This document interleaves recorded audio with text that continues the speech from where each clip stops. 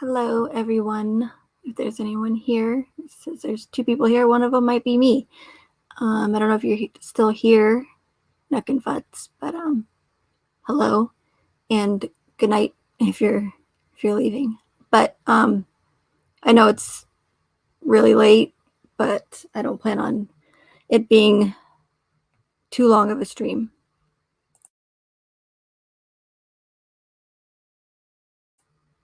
But I happened to be up because it was storming here, so I wanted to stay up to photograph some lightning.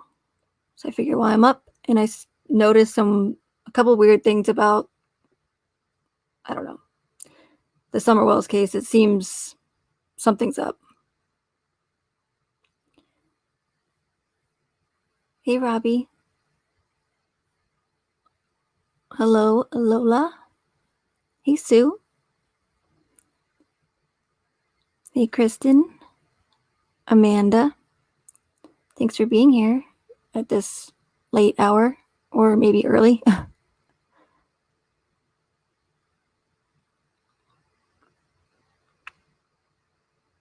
So, okay, I confess. I really did a live stream so that you guys could fill me in on the case a little bit.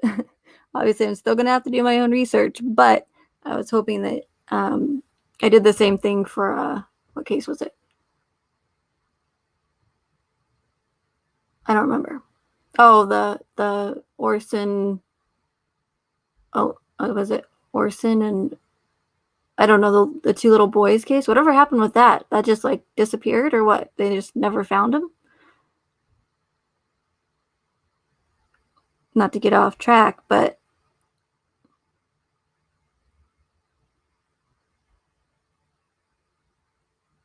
oh, did he really, Christy? Yeah, that's no good. Like, I only feel like people should be muted if they're just being absolutely just nasty and,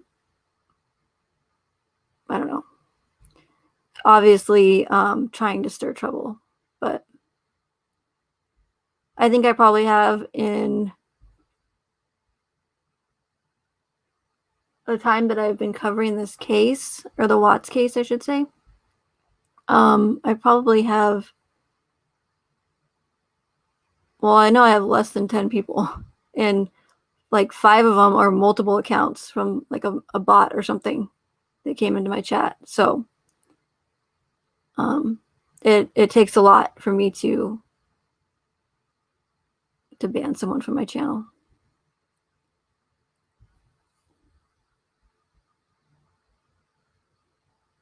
Has it been a month already with this case? Wow. Oh yeah, she went missing like June, oh, don't tell me it was June 13th. June 15th, right? I'm hoping that it's not the 13th, even though that's probably shocking to some of you.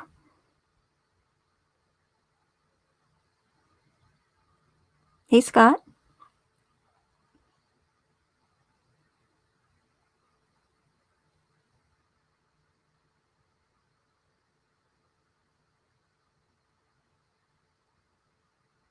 Oh, I didn't realize that you followed Miss Mensa, Christy.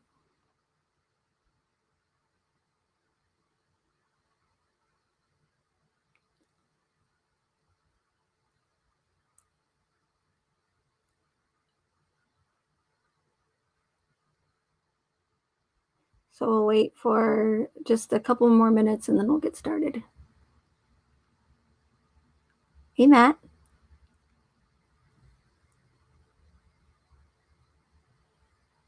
Okay, no problem.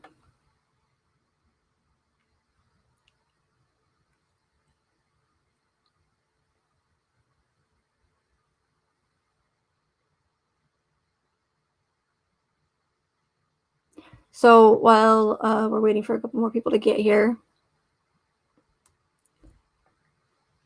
I will tell you what I do know, anyways, about the case. I know a little bit, just from stopping in for a few minutes doing different live streams. But I I don't know. It seemed like when I'd ask questions, because I'd get there, well, one, I would get there late, but I don't know, it just seemed like when I asked questions, people were getting kind of annoyed with me. So I don't know. Maybe it's because I ask a lot of questions.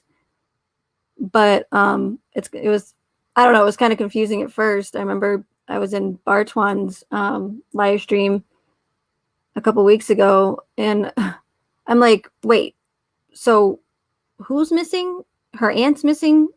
Who's Summer? I'm like, who's Rose? Who's Rosemary? And Summer Wells? And who's Bly? Like it literally, you guys, it took me like at least 15 minutes to figure out what the heck was going on between the two cases. And I'm like, okay, so let me get this straight. Rosemary Bly is Summer Wells' aunt who went missing a few years ago, or like in 2009, right? From what I remember. And well, that's what I have in my notes anyways. And now, just in June, Summer Wells, her Rosemary Bly's niece, goes missing as well. Hey, Aussie. And they're like, yes, Megan, good job. I'm like, yay. No, but it was, I don't know, it was really confusing, especially since I didn't follow it from the beginning. But hey, Monica, you did make it. Good. Assuming you got a notification, which would be awesome to know that.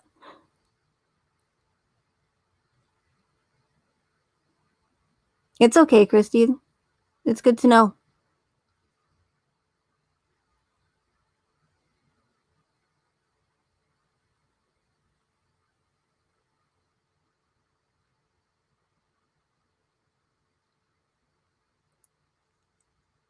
So if that's correct or incorrect, please let me know. But like I said, it did take me a minute to few minutes to understand what in the heck was going on. But I mean, just already off the bat, you know, her aunt going missing in 2009, and she was never found, right? From what I've read, anyway, it's, or actually, I asked. It's a considered a cold case, right? So she goes missing, and now her niece goes missing. It's like two people out of this family just go missing, and that's it. Like, that's strange. Not that's it, but it's strange. I mean, what are the odds, right?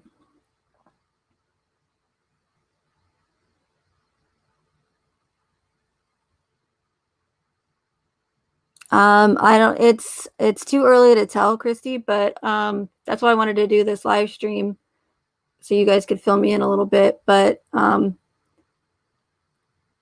definitely don't want to get ahead of myself. But because here's the thing, what I've, before I even heard about the Watts case, I had no idea that there was a possibility that they were orchestrating these high profile murder cases. I just figured it was for shootings and terrorist attacks, right? To push different agendas. I did have my suspicions about like John Bonet and Madeleine McCann, but that was more conspiratorial cover up, I guess. And I never actually really like delved that deep into any true crime cases. So, but as far as that goes, just, the parents having, with Madeleine McCann, especially, people saying that the parents had something to do with it, or it was child trafficking or whatever, but it was still in the conspiratorial realm. Oh, and my microphone should be good tonight. It's been working fine the last few streams. So, but if I do go mute for an extended amount of time, please let me know, because I don't have my headphones in. So, So I didn't know that they were orchestrating any of these true crime cases. And that's why originally I brought this up in my last live stream. I didn't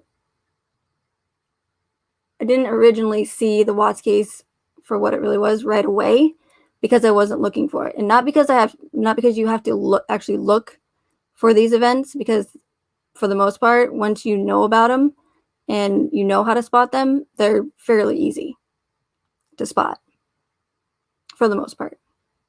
Some obviously more than others, but, and I'm referring to orchestrated events. So I didn't immediately just go, oh, yep, it's orchestrated totally, 100%. It did take me some time, but the reason why I did eventually notice the truth about the Watts case was because I started noticing those red flags that I've been telling you guys about, to remember and burn it into your brains, or write it down. If you don't have a photographic memory like Sir Chris Watts, I don't know why I said Sir Chris Watts, like what is he, like knighted by the Queen now? I don't know. It was supposed to be sarcastic, but it ended up backfiring on me. And it's late, so I might get a little goofy, just so you guys know. But so if you don't have a photographic memory, write them down, take a screenshot whenever, I have them up on the screen, or, I put them in several of my videos. So those are the red flags that they, use over and over, or the characteristics that they use over and over again that you need to look out for. And of course, they're not going to, every event, especially if it's, one's a school shooting or one's a homicide case or whatever. They're all different. So you're going to have characteristics that are going to cater to that specific event. So they're not going to be all the same. So for instance, if there's some tragic event, and of course they're all tragic events, mind you, I should probably add that to the list of red flags. Just if it's a tragic, a really tragic event, I would be suspicious of it already, even though there's a lot of tragedy in the world. But if it's getting high, a lot of mainstream media attention and becomes like widespread, like within days, then that's probably something you're going to want to look into. But where was I going with this? Oh, so they're all going to, they're going to have different characteristics that cater to that specific event. But for instance, if it is a high profile case, that doesn't necessarily mean that it's orchestrated. It's when you start, seeing another characteristic or red flag and another one that's on that list of red flags that I've been telling you guys about. So once you get into like multiple, then that's when you're going to want to, really take a step back and look at what's going on from a different perspective. And obviously, definitely try to, if you can, I know it's probably not easy, but push those emotions aside, so you don't have your emotions clouding your judgment and not allowing you to think logically. And I'm going to try not to ignore chat, especially when we obviously start talking about the Summerwell's case. But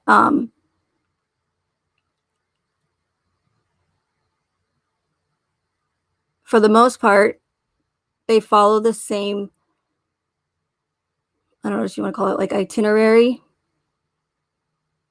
or protocol with these events. And they're not going to switch it up as long as they're working. So I guess the point I was getting to was, or is, I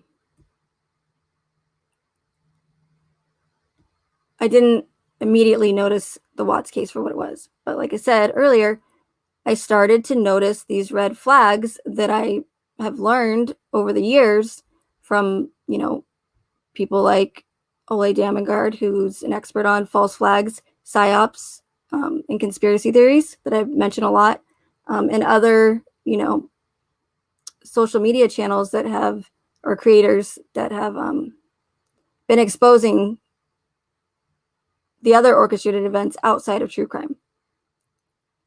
So again, I didn't even cross my mind that it could be orchestrated, right? So just like, everyone else, I was fooled. I was duped too. And, I have no problem admitting that. But again, once I started seeing red flag after red flag, and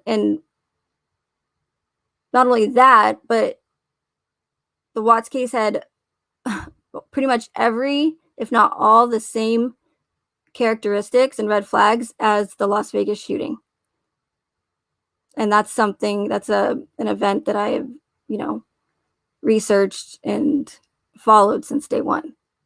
So I'm like, why is there so many, why are they so similar, even though they're two completely different things? I mean, both tragic events, but why am I feeling like I'm getting deja vu, right, from the Las Vegas shooting? So that's what you guys are going to want to look out for, is those red flags in the future, unless they change them up, but I don't see that happening. Another example would be, just because there's no trial, or I mean, just because there is no trial, it doesn't mean that it's orchestrated. Or just because there is a trial doesn't mean that it's not orchestrated. Did that make sense? Just because, okay, so if there's a trial, I think you guys know what I mean.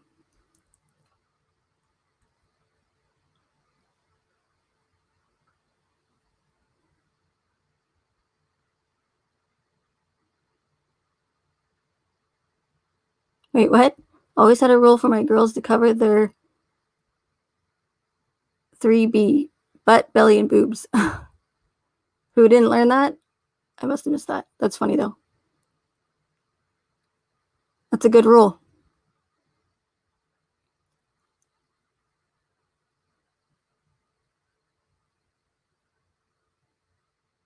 Yeah, Monica, that's a good point. That's a good observation, because, and again, it's way too early, and that's why I want you guys to, or want your help filling me in, if you can, on the case a little bit, as far as just the narrative goes, or anything else that you guys find suspicious about it. I would love to hear if you guys notice anything, like Monica just mentioned. So what got my attention is her name, Summer Moon Utah Wells. I hope it's in the right order. I wonder if it has any special meaning.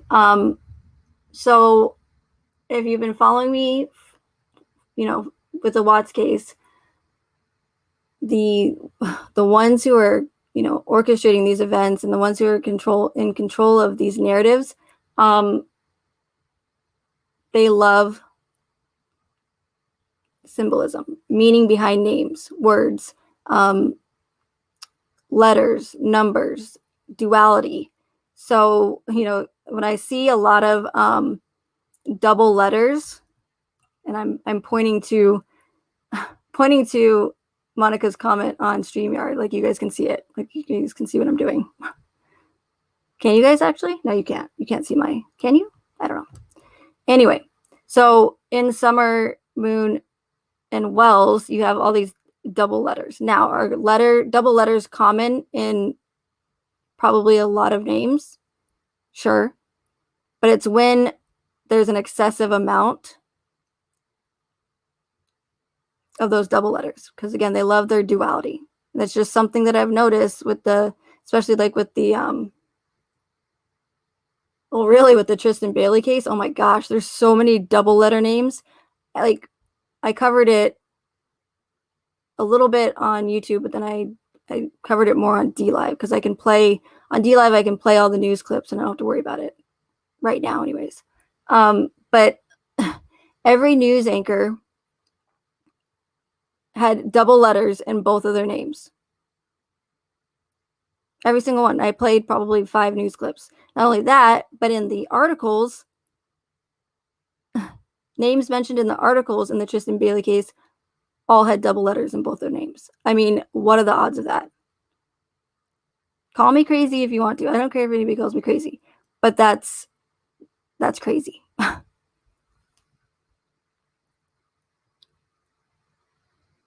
mean, if you just for instance, look at the names in the chat right now. Like Victoria, she has 2 F's in her name, but she doesn't have double letters in both. Sue has double letters in her name, but not in both. Monica doesn't have double letters. Lola Rue has double letters in Rue, but not in Lola. So, if you, I don't know, look up any other news article, and see if everybody mentioned in that article has double letters in both names, then okay, then I might be crazy. But that's a lot of double letters.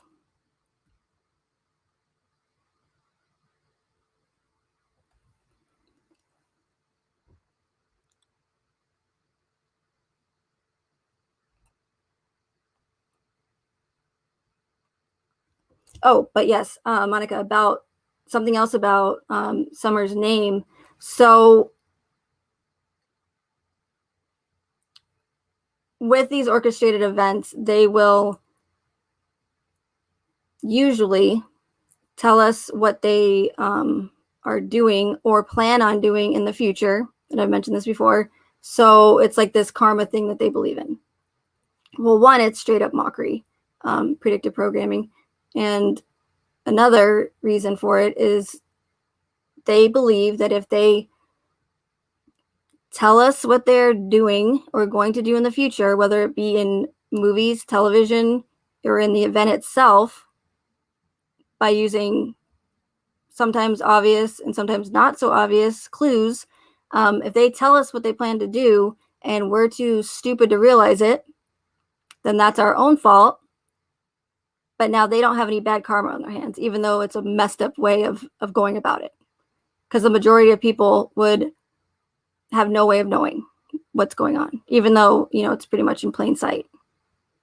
But if you know what to look for and you know how they love their symbolism and their names and their meaning behind the names and how they like to use, play on words, they think they're so clever. I mean, they kind of are. But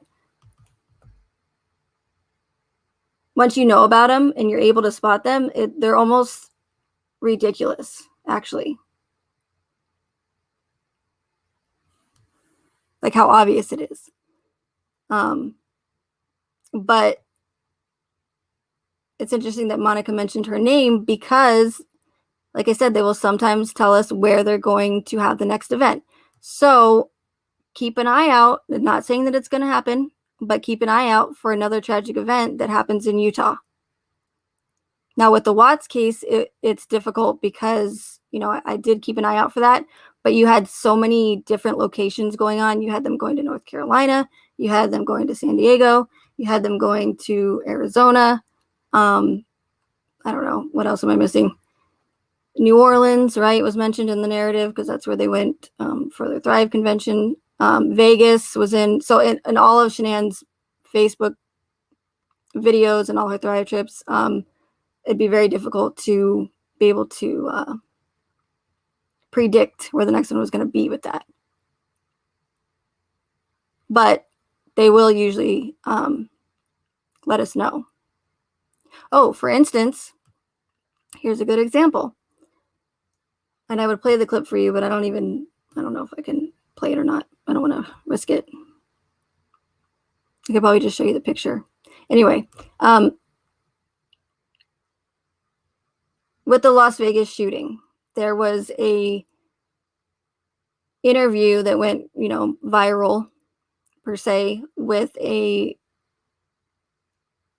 chick that I say chick because she was 21. She was allegedly there for her 21st birthday. And she's being interviewed and she's explaining how this Hispanic woman and her, what appeared to be, I guess, husband or boyfriend, they were at the concert and they started making their way up to the front of the stage, saying, "Oh, you guys are all going to die. Um, you guys are whatever, making all these, shouting out all these things about people in the concert dying." And she says, "Yeah, they just started shouting, 'You guys are all going to die.'" And then, of course, there's a little bit more to the interview, but the point is, the chick in the video, or the nice young lady, I should say. Let's not call them chicks, Megan. This chick, this broad. No. The girl in the video was wearing a, can you guys guess? So the Vegas shooting was in 2017. The Watts case was in 2018. Guess what shirt she was wearing during that interview.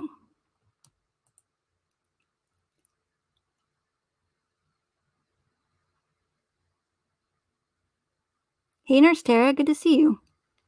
Long time. Oh, yeah, don't get me started on the shoes, Christy. Hey, Melissa. Did it really, Melissa? Oh my gosh, wow. YouTube's really cracking down.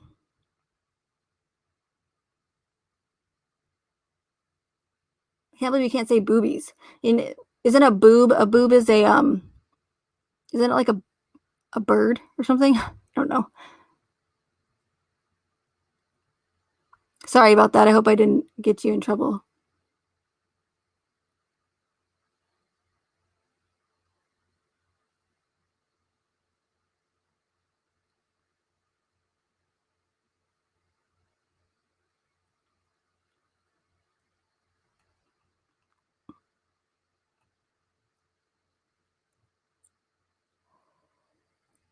Is that why in the chat last night you pointed out doorbell? Wait, what do you mean? Oh, because all of the symbolism. Yeah, there's an RV Truth video that he actually does. That creator that I mention a lot, besides ODD TV, who is again confirmed not on YouTube anymore. He lost his channel on YouTube. Go figure, because he's talking about a lot of the same things that I talk about the Watts case. So that's unfortunate, but it just goes to show how bad the censorship is on YouTube. But RV Truth has a video where he talks about the bell symbolism in these events. It's pretty interesting, and there's a lot of bell references in the Watts case. I mean, look at Bella being one of them.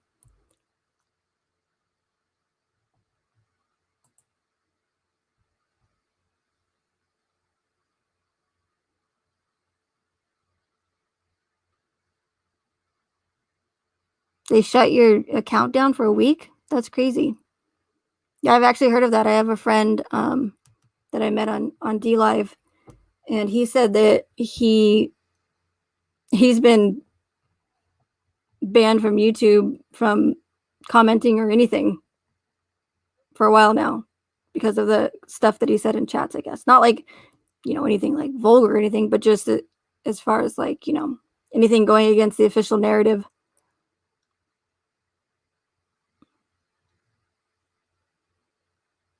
Haboob comment. Yeah, see, what if I say Haboob? Are they going to delete that comment too? It's a real thing. It's a real natural phenomenon. Did anybody answer my question about what? I'll just tell you. So the woman in the interview, let me see if I can find it real quick, because of course I don't remember her name, but, and of course at the time I didn't think it was all that strange, but I did know that they like to tell us where they're going to hit next. Hey, Stephanie.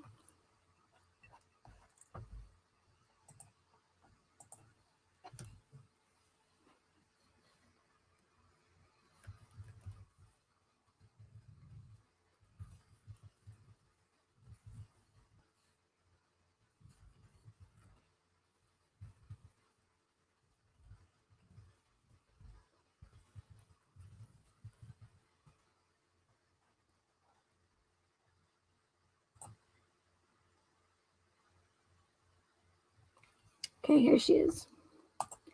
It might not show the full shirt, but just to give you guys some visual here.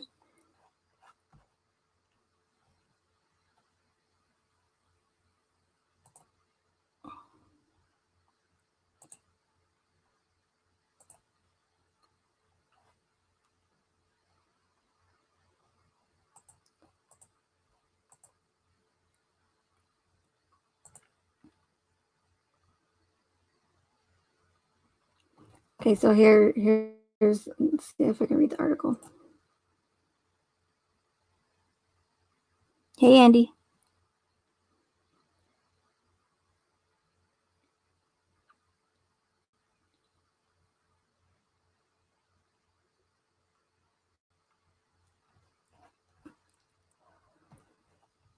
Okay, so it says, witness says woman told Las Vegas, witness says some broad, I'm just kidding. Witness says woman told Las Vegas crowd that they're all going to die 45 minutes before shooting. And of course, it doesn't show her full shirt, but you can see the top of it here. She's wearing a Colorado shirt. Colorado. The next orchestrated event happened in Colorado. And there's several other examples of that. So for instance, and I can't remember exactly what event, but Ole Damengard was the one that noticed it and spoke about it. But prior to the Las Vegas shooting, there was 4 women, and they were all wearing, in this perfectly cropped photo, right? And it went viral. And they were all wearing, and they were associated with another tragic event, orchestrated event. So they were all 4 wearing shirts that said Las Vegas on them. Next event after that one, Las Vegas shooting. This chick is, this nice young lady, probably a CA, just so happens to be wearing a Colorado shirt, and this just happened to go, viral after the shooting. So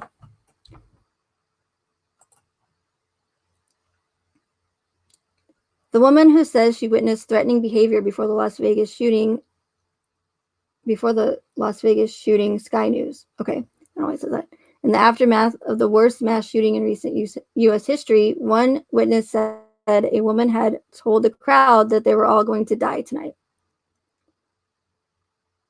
A concert goer who attended the Route 91 Harvest Festival, where the shooting took place, told Sky News that she saw a lady who pushed her way forward into the concert venue into the first row. The witness said she started messing with another lady and told us that we're all going to die tonight, before being escorted out by security about 45 minutes before the shooting. After that, the witness said she left the concert and headed back to her hotel room when she heard there had been a shooting. The witness thought it had a positive correlation to the woman's warning, she said. It is unclear, however, whether the incident had any relation to the shooting. The witness described the woman and a man she was with as Hispanic and 5-footers. And 5-footers? Both 5 foot tall? 5 feet tall? They just look like everyday people, the witness said.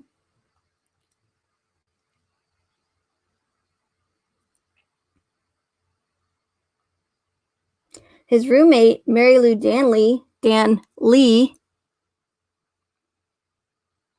wink, wink, hint, hint, was an initial person of interest to police. Police have said she is out of the country.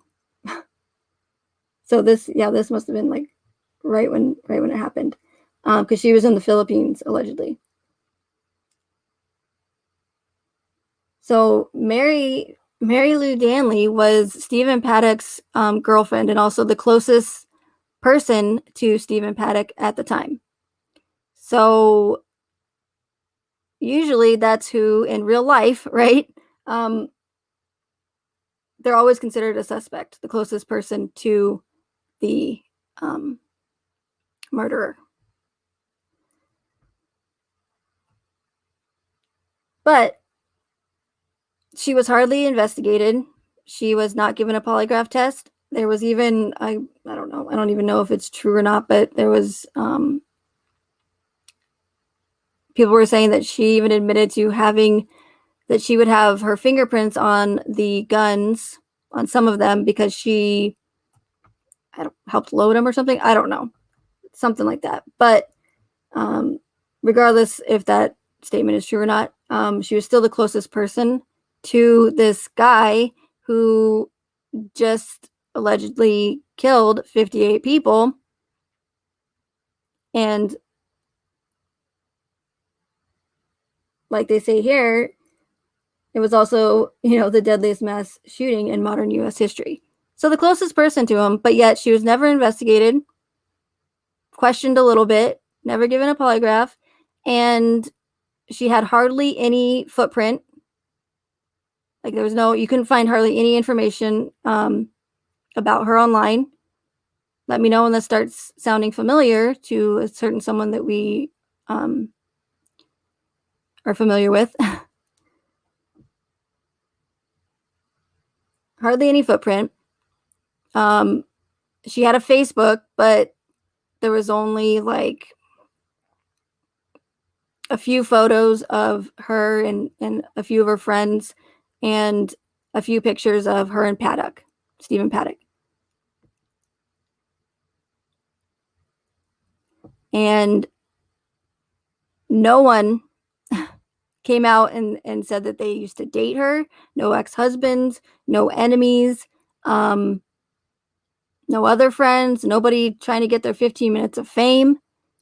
And if they did, they couldn't prove it, right? They were just lying about it. But even then, I don't even think anybody did that.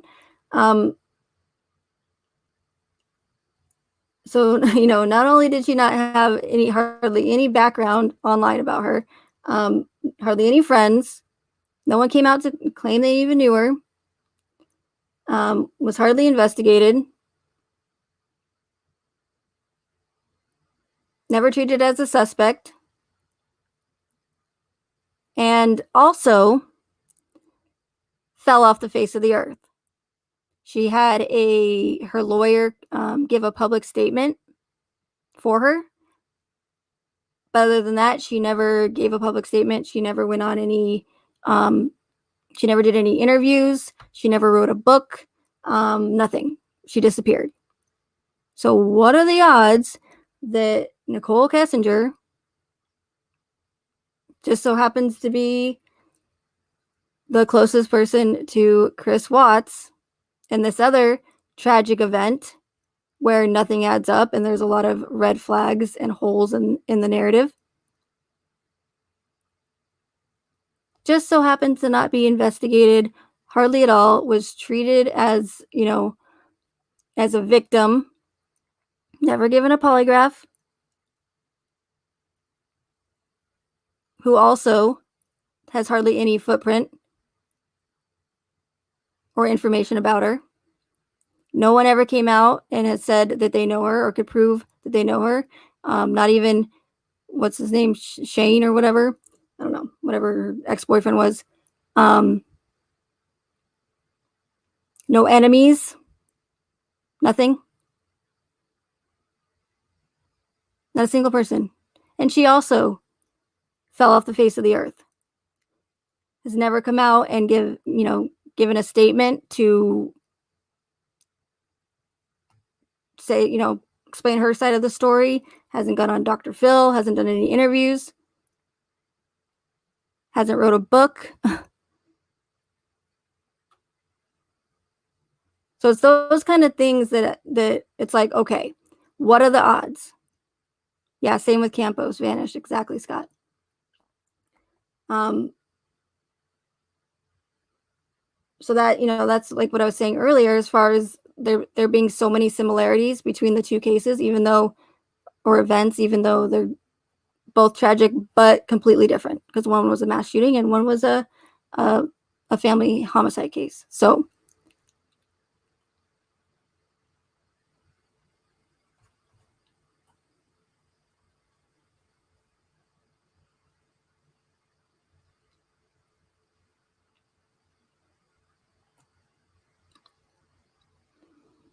and I don't mind if you mention real justice at all. I don't care. I'm not going to be one of those people that or channel creators are like, don't mention other channel creators, but I'm not going to have any response to any of those comments in regards to him or that mention him. And that's all I'm going to say.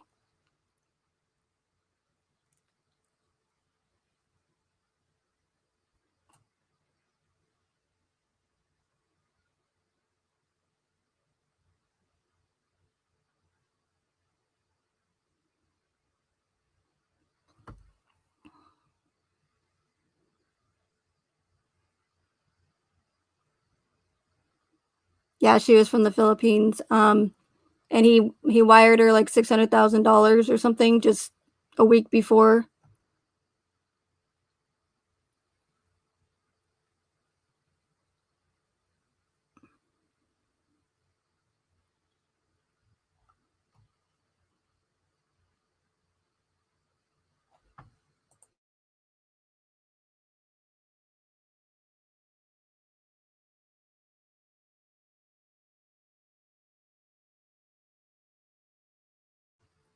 Okay, so I know we got off track. I don't want to make this too long since I was just talking about that, but it is important.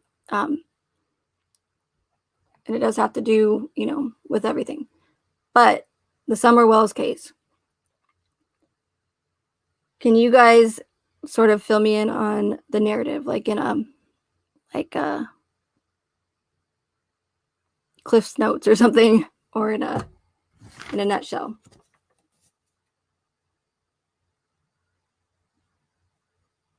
I do have written in my notes that from what the parents say or the family says that Summer was playing in the basement while by herself, while Candace, Bly, which I'll get back to that name,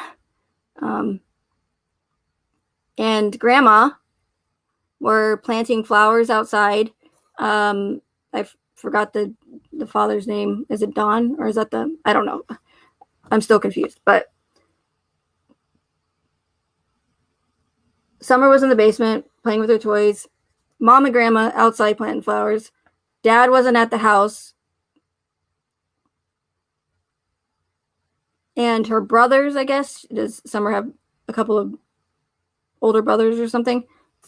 They were inside the house, not in the basement, but they were playing somewhere in the house. Does that sound about right?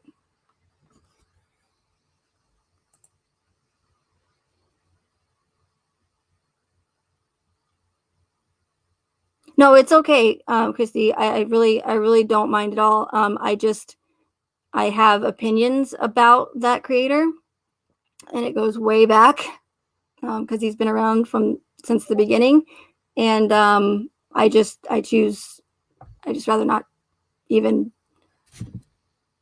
go there. So, but I just wanted to let you know if I don't, if I didn't want you to think I was ignoring your comments or anything in regards to that specific creator. So I just wanted to let you know so you didn't think I was ignoring you.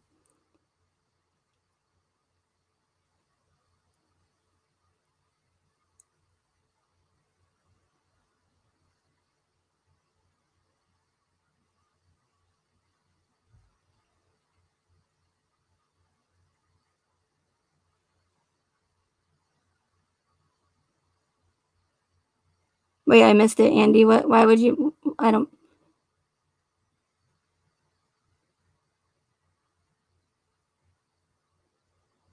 I mean, I don't know what you said, but I think you're fine.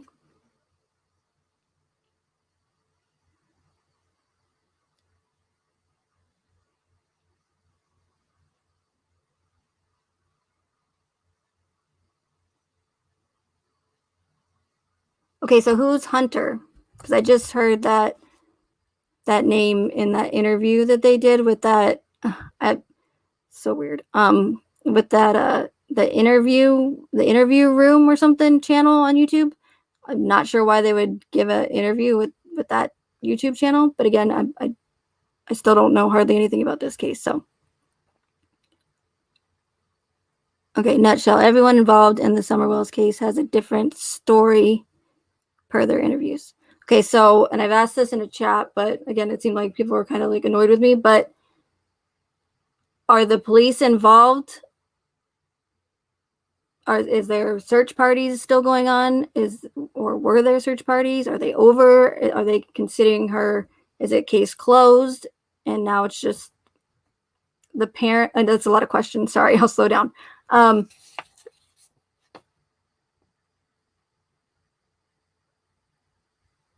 Hey, Chris.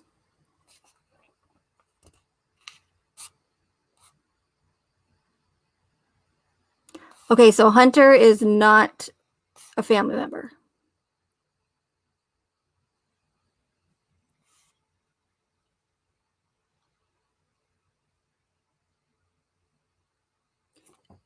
Oh, and while I'm thinking about it, why is Candace's last name Bly, but Summer's last name is Wells? Why isn't it Summer, Moon, Utah, Wells, Bly, or something? Is she adopted or is it not biological? Like stepdaughter or something? Or maybe I'm missing something?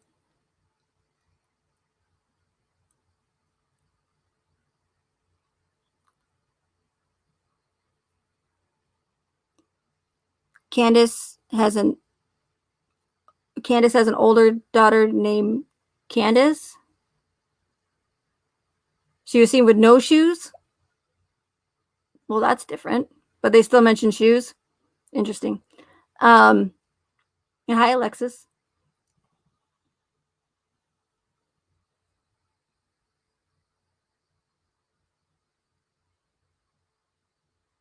Zero evidence of an abduction. But is there still an ongoing investigation, or was there an investigation? Are the police just not? Are they just considering her still missing? And I mean, are the police fully engaged in this investigation, or are they? I mean, are the police doing anything? Is what I'm saying. What I'm trying to say. I haven't seen Hunter's interview. I'll have to watch it. I just watched the interview before I went live of Candace and the dad. I still don't know his name.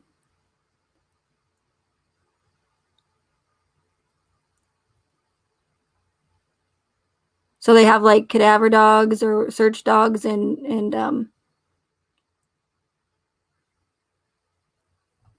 locals looking for her. I mean, do they have like scuba divers? Is there any like lakes around there? And it's in Tennessee, right? A ton of double letters in there. Or is it Mississippi? I think it's Tennessee.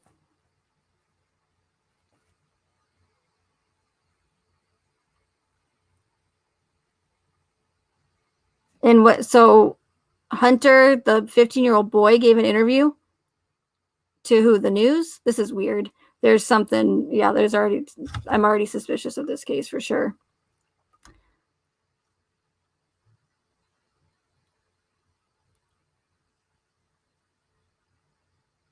There's no missing posters of Summer Up. That's weird, especially if they're since they're looking for her.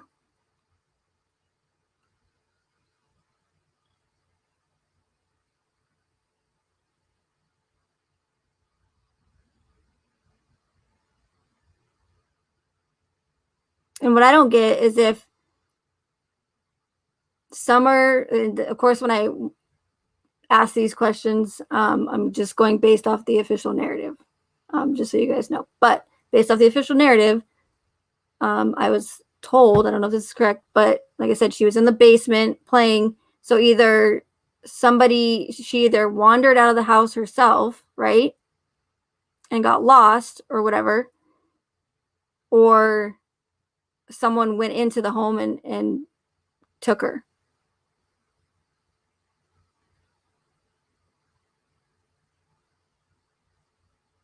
And how old is she? She's 5. How old is she? I didn't write that down. Here, let me look it up.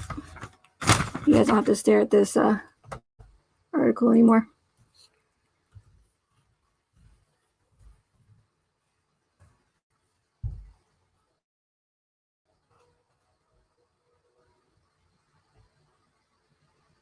So, were any of the family members interviewed by investigators?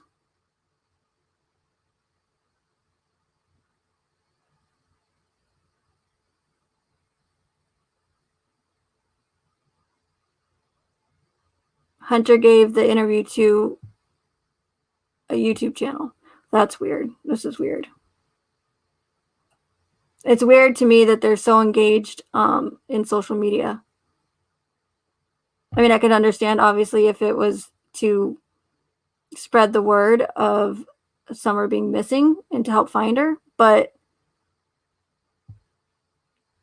I'd have to listen to that entire interview with that other channel. I haven't had a chance to do that yet.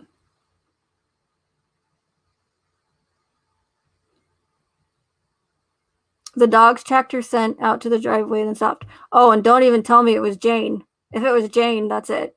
I'm ending this live stream. I'm just kidding.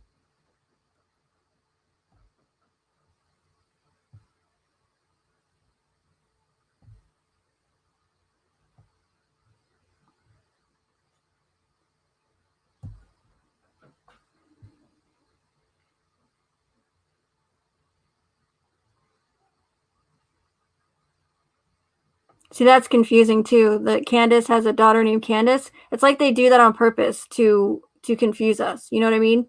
So it's like, what do you mean, Candace? Like, who's hanging out with Candace? Is Hunter hanging out with Candace the mom or Candace the daughter? Like, it's just they do it for confusion, in my opinion. But again, it's too early to go there.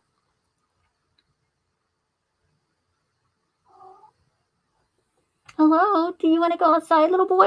It's not raining anymore. You want to go? You want to go? Hi. What are you doing? He's just looking at me. I'll just give me a moment. I'll be right back, guys.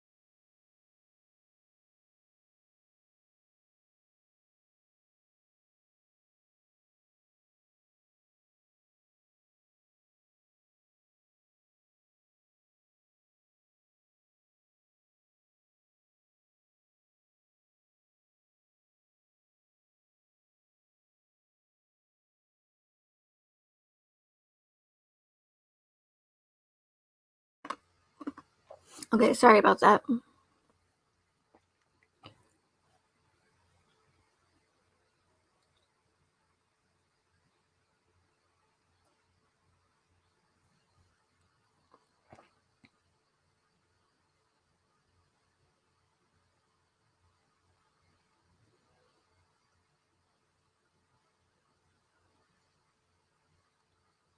Texas is helping with search.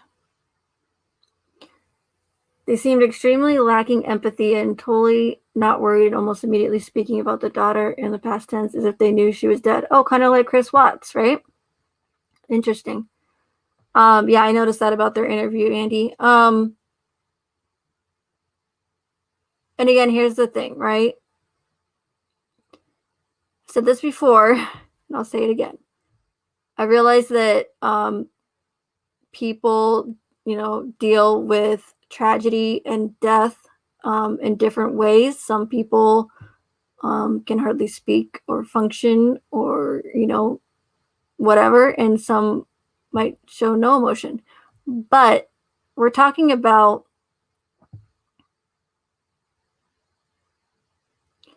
parents that give these interviews and maybe not necessarily, I don't know when that interview took place or how many days she had been missing for, but with the school shootings, you'll have these parents that either give an interview the day of like the next day or only a couple days afterwards, after their child was just allegedly murdered, right? No tears, or they're wiping their face like they're supposed to be tears, right? Like they know that they're supposed to be sad, but then they're wiping their face, but there's no tears, or it's very forced. So what they're saying is not matching their body language. So they might be saying how sad they are, but again, it's not matching their. I think my cat wants in it already. Okay, hold on. Sorry, guys.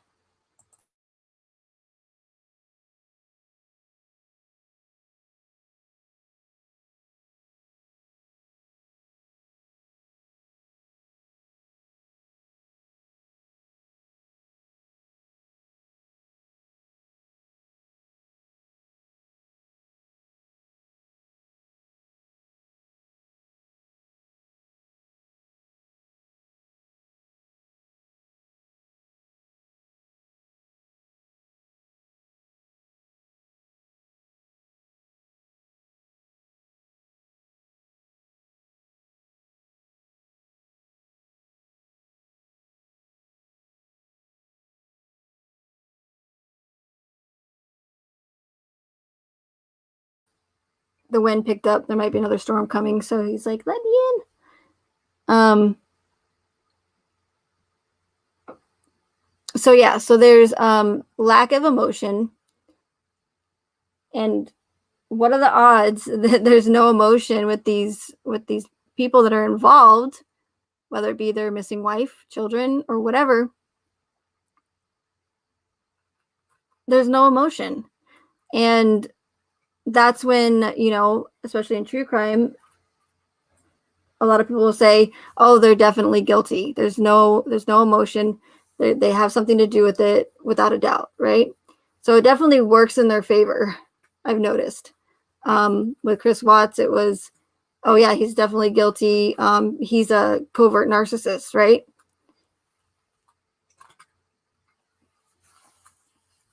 But we just don't see any emotion at all, like you guys were saying.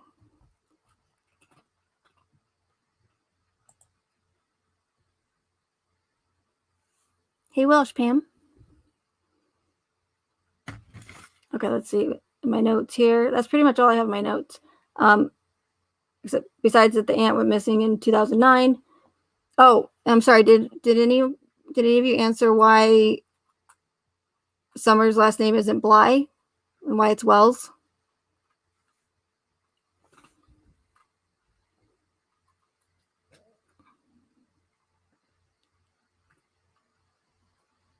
Oh, Don is the father. Okay.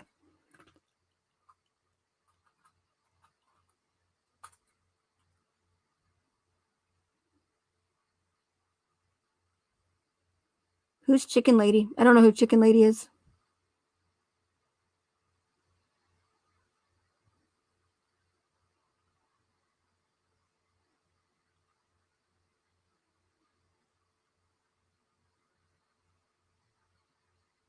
Hey, Eddie.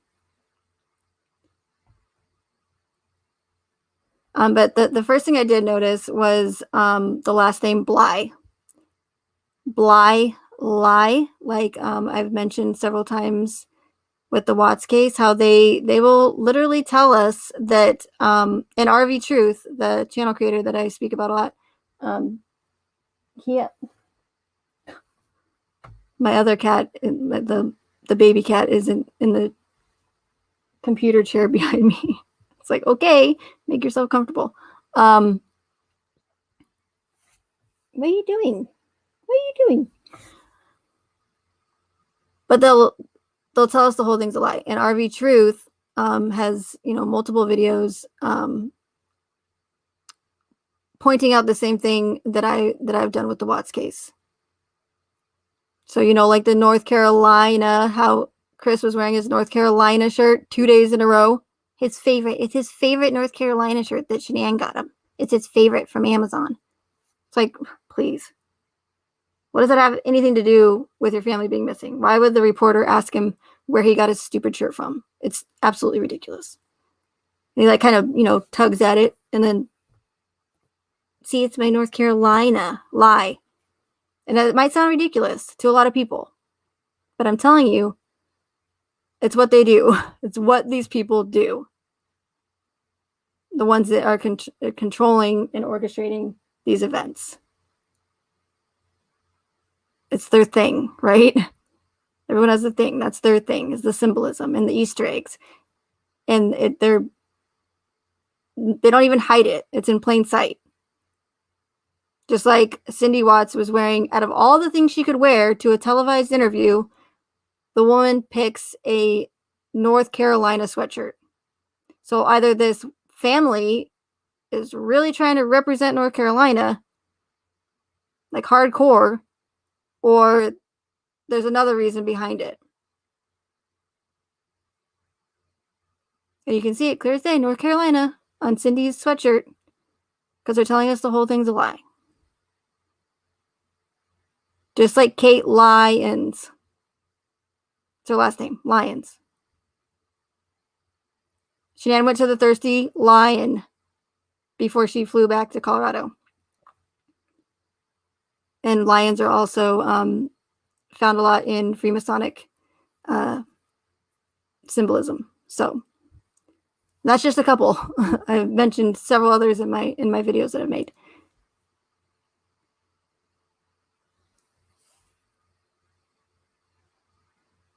Oh, from Wisconsin. From Wisconsin. Yeah, that's interesting.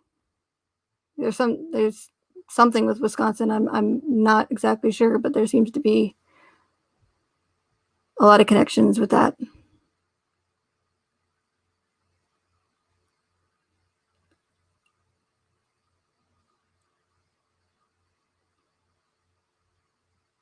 But again, we're talking about the day of, sometimes the day of that their child was murdered or missing, the day of. Same thing with the Watts case with the Thayers. I mentioned this in my last live stream. The Thayers gave an interview the day of, and in the park of all places, the park where there's people everywhere. I guess depending on how popular the park is. But why would you give an interview in a park, number one? Well, there's so much noise and distraction, and that camera, oh my God, that cameraman that worked for Denver is just absolutely horrible.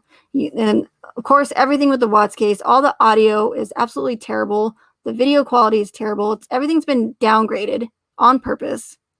It's a joke. It's ridiculous. And especially we know that because the Netflix documentary, for one, I didn't hear any on the freaking Coonrod's body cam footage the whole time. And everyone was seeing, Nicole Kessinger's hairline so much clearer in her interview with Netflix. So why does Netflix have, HD quality pictures and video and sound, but we've been given all shit with the Watts case? They do that shit on purpose. Shit. And we also know that the pictures of Nicole Kessinger and Chris at the sand dunes were downgraded because there's another channel creator that somehow got their hands on them and released the pictures of Chris and the duplicate ones that we'd already seen with the Discovery, as well as the selfies of Nicole Kessinger. Like, that really matters. Like, why do I want to see that? How is that going to make me further understand what in the hell happened with this case? And even if it doesn't matter, why weren't those selfies of Nicole Kessinger released with the Discovery in the first place? Just like, why wasn't the doorbell footage of Shanann coming home released with the Discovery in the first place?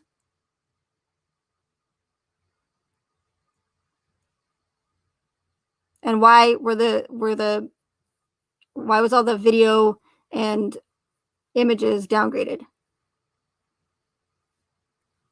Like, I've seen better interview footage from like 1973 in sound. And we're talking about 2018. I mean, can you imagine? Like, so let's just say for just a second that the whole thing is real. and I have no idea what I'm talking about, right? Can you imagine if it did go to trial and the jury had to listen to Nicole Kessinger's interview, her first interview at the park, with her dog whimpering, with her daddy there, with the, you know, recorder, secret recorder, like they're in a, like it's a from a movie. Ooh, we're gonna secretly record it in our pocket, in our trench coat. I don't know if it really was in their trench coat, but it's like, what? Since when does law enforcement meet a potential uh, suspect or witness in a freaking park? And let me tell you, you guys, they love something to do with park, Parkland, Parker. I don't know how many times park is mentioned in the freaking Watts case, but it's a lot. The Thayers giving their interview in a park. Chris and Nicole first met at the park, when they first had their first date. They went and we're going to see Jurassic Park, but it was sold out. So it's stuff like that. It's when, it's not like, oh, it's park is mentioned one time and I'm going, yep, it's totally, here I go with my conspiracy nonsense. It's like, how many times does something have to happen or come up to where it's not coincidental anymore? It's like they must really love their parks in Colorado or whatever. No. It's their symbolism and their, how they love to use their words. There's several more that I could mention, but I won't. So we'll be here all night. And I hate StreamYard because it doesn't keep the chat moving.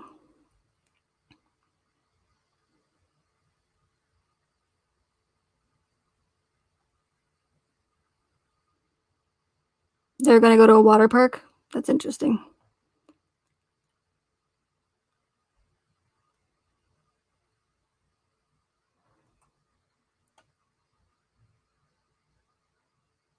Where was I going with that again, you guys? Oh, the lack of, I'm sorry, the lack of, I do that sometimes. There's just so much to the Watts case. It's overwhelming. So I think that's sometimes why I kind of get off course, but actually really get off course.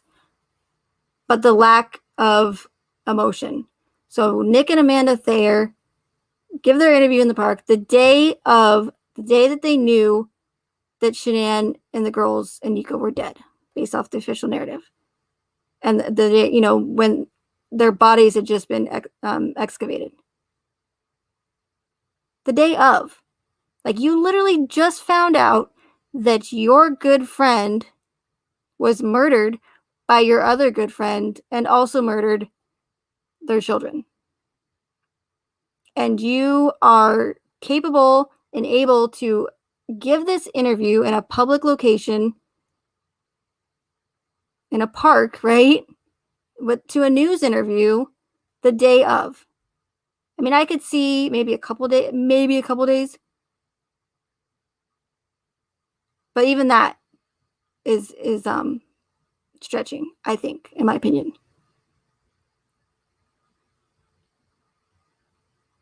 So me personally, and I know I'm not everyone, but the last thing I'm going to want to freaking do is talk about my deceased friends to a freaking news outlet the day of,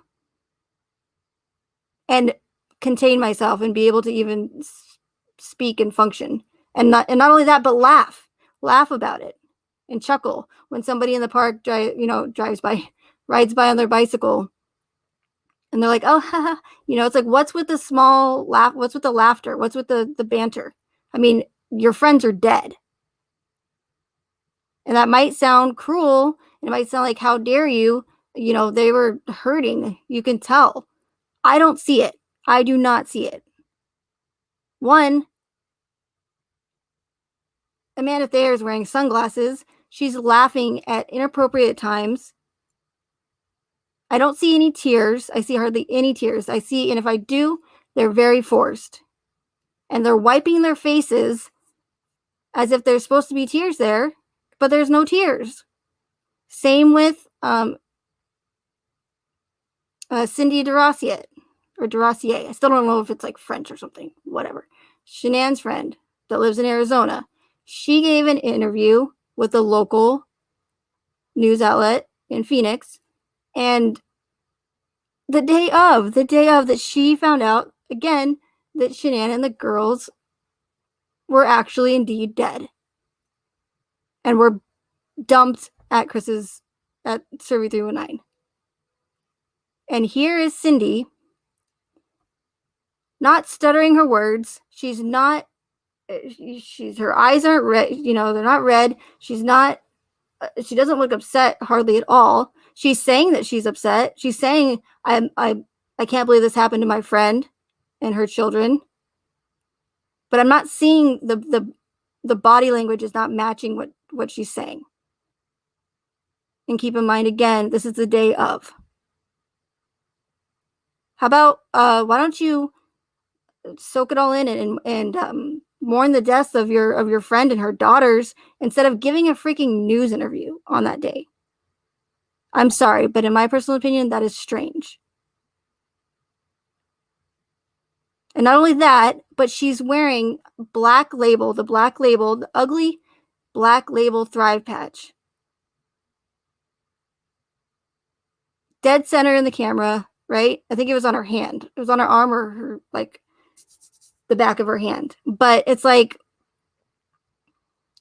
you can put that Thrive patch anywhere you like, honey. You can't cover that the ugly ass Thrive patch for 30 minutes, if that, to give this news interview about your good friend who's now dead, right? You're still, so maybe people could argue and say, well, maybe she's just a terrible friend and she was using it to promote Thrive. Fine. But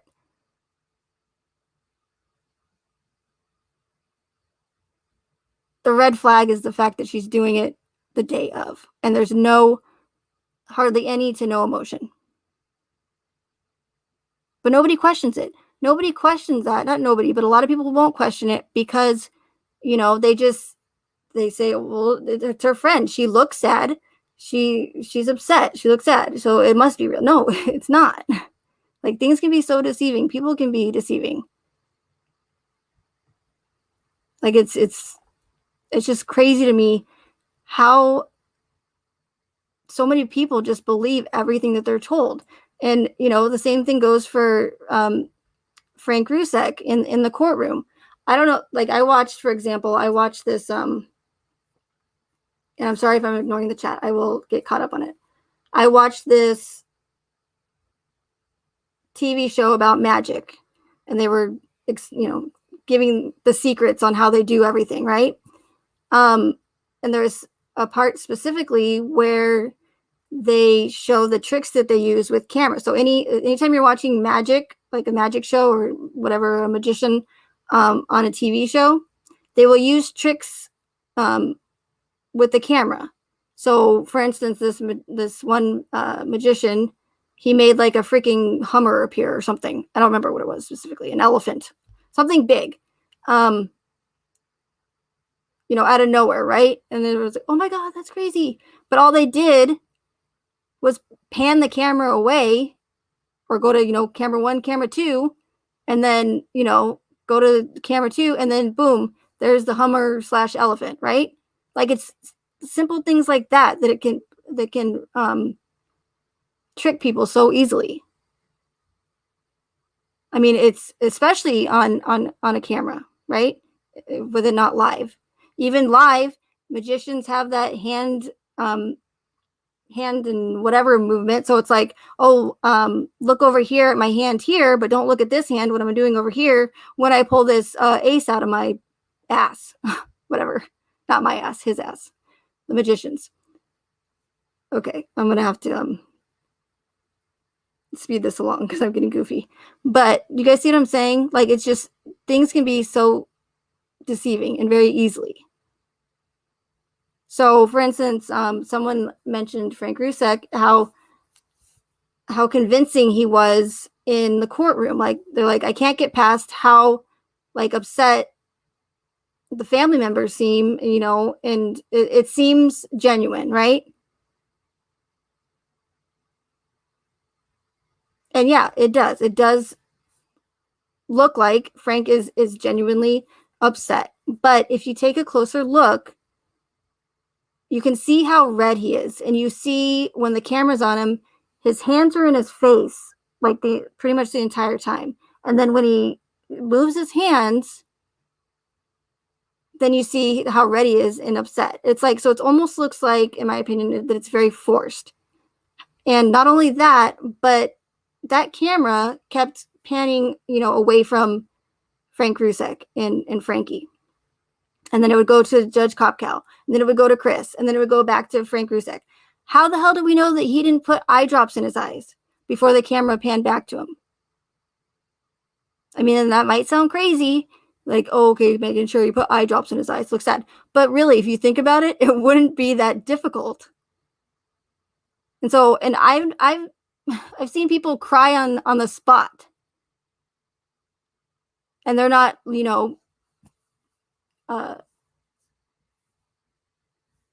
A actors, right? They're just either drama queens or they're really good at being dramatic. It's so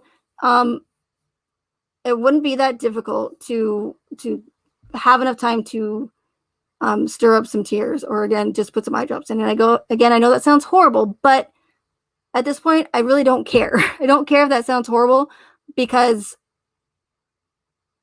the truth about this case needs to come out. And it's difficult because I'm a one-man team here. I'm doing it. I'm the only, as far as I know, creator that's claiming that this case is orchestrated, and that I'm the only one with that theory. So it's difficult, to say the least, when I don't have other creators backing me up, or or whatever. You know what I mean? It's like I'm trying to convince the entire true crime community that they've been lied to, and about the Watts case. And not only that, but more than likely before the Watts case, and even after. I mean, that would mean that they would have to admit that they were duped, or they would have to realize they were duped. And then not only that, but admit it. And who wants to do that, right? I mean, pretty much, in my opinion, I feel like a lot of the true crime community, especially these high profile murder cases, have all been orchestrated. Not all of them, because again, I haven't researched them enough, but I would not be surprised. Now, is murder real? Absolutely. It happens all the time. But you have to ask yourselves, why is it that only certain cases get so much? I'm not talking about some, I'm talking about a lot of media attention over others. What makes one homicide case or one missing children case more important than all of the other? There's so many children that go missing all the time. Why aren't they all over the news? Who's advocating for them? Who's trying to find justice for them? Why aren't their memories being preserved? Or not preserved, that was a bad word, but kept alive.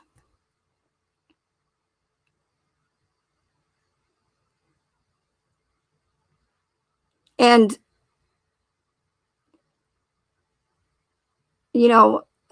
death and murder, it's always going to happen. So it's going to always be a popular subject, right? All the documentaries on television, all the TV shows. I mean, it's just one after another after another. There's so many. There's multiple murder channels, right? Discovery ID. It's murder is always going to happen, but they are using these high profile cases to, induce fear, because they want you to think that these certain cases, that your 14-year-old kid like Aiden Fucci, right? They want you to think and be so scared. They want you to think that even your 14-year-old son could be capable of murdering you, right? And with Chris Watts, they want, and it's you know, more towards women, but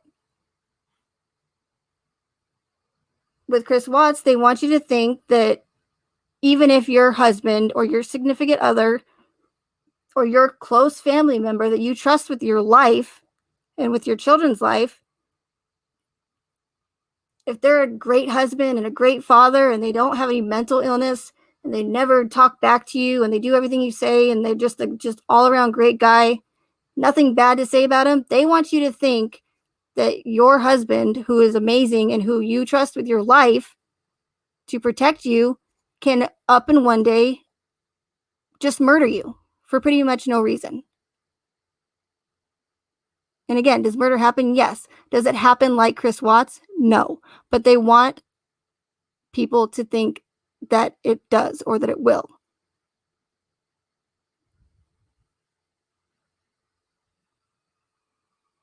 So now there's probably quite a bit of women out there that are probably scared of their 14-year-old son. I would not doubt it. Well, if Aiden Fucci can do it, if he's capable of doing it, I mean, he stabbed Tristan Bailey 114 times. How do I know he's not going to do the same thing to me? They want people to be in fear all the time. And they want you guys to think that you can't trust anybody close to you and to only trust the government and law enforcement. It's all about fear. Sorry, I got on a rant there. Okay, I'll get caught up on chat. And since we didn't talk Summer Wells that much, I will do another live stream. But it happens. Okay. I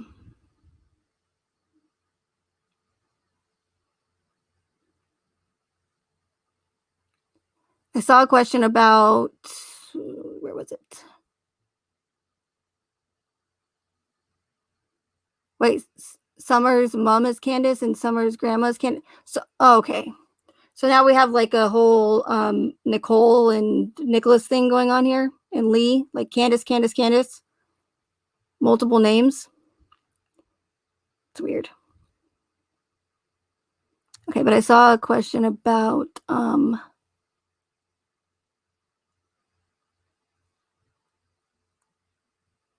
the Ruseks being engaged with social media. Okay, here we go. Welsh family said that. So are you saying all the family members like Frankie and Sandy are in on it, but really know that it's all not true? So why do they go on social media saying they're suffering? The reason why the Ruseks, in my opinion, are going, they're doing the opposite of what actual victims should do. And not only that, but they're contradicting what they've said several times, is that we try to stay off social media, we try to stay far away from it, but we keep people keep sending us stuff that people are saying, and we keep getting death threats, and we keep getting bullied and harassed. So we try to stay off social media, but we can't. So what do the Ruseks turn around and do? Instead of trying to stay even further away from social media and not listen to what's going on, right? So they can move on with their lives and mourn the deaths of Shanann and the girls and Nico, based off the official narrative. What do? They do the complete opposite, and they actually insert themselves into social media, and not only just social media, but the true crime community of all places. So they're completely contradicting themselves when they say, oh, we try to stay off social media. So, okay, so that makes sense. So now you're actually going to engage in social media, and not just that, but literally become moderators of advocate channels, the ones that are supporting them, and encourage other channels that are mocking other channel creators who don't support them and make fun of them, even though they're supposed to be victims. Like, this gets me worked up. Again, I try to stay neutral, but I'll tell you what, that is just the epitome of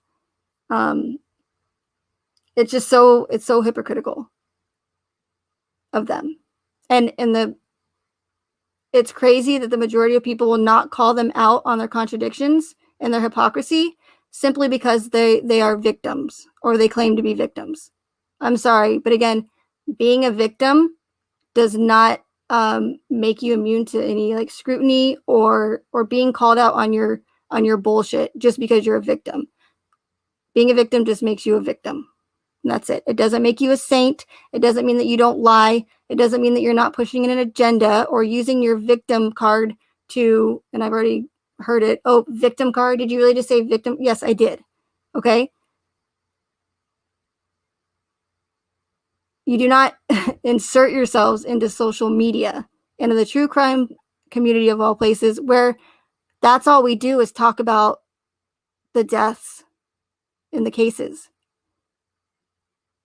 So if you don't want to hear us talking about it, then do not go to the one place on social media where that's all we talk about. It makes absolutely no sense. But to me it does.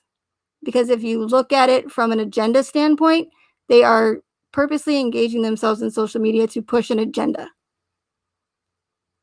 They're causing chaos, they're causing division. Poor us, we're victims, we're being harassed, we're being bullied, we are being sent death threats, even though there's no evidence to back that up. And they're trying to say that talking about a well-publicized case that they themselves went on Dr. Phil and helped publicize it even more, streamed the funeral live for the whole world to see. That helped publicize it. Shoot, they even hooked up with Netflix.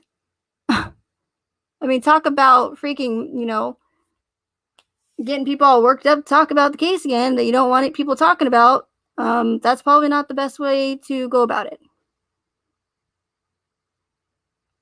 So again, it's more contradiction on their part.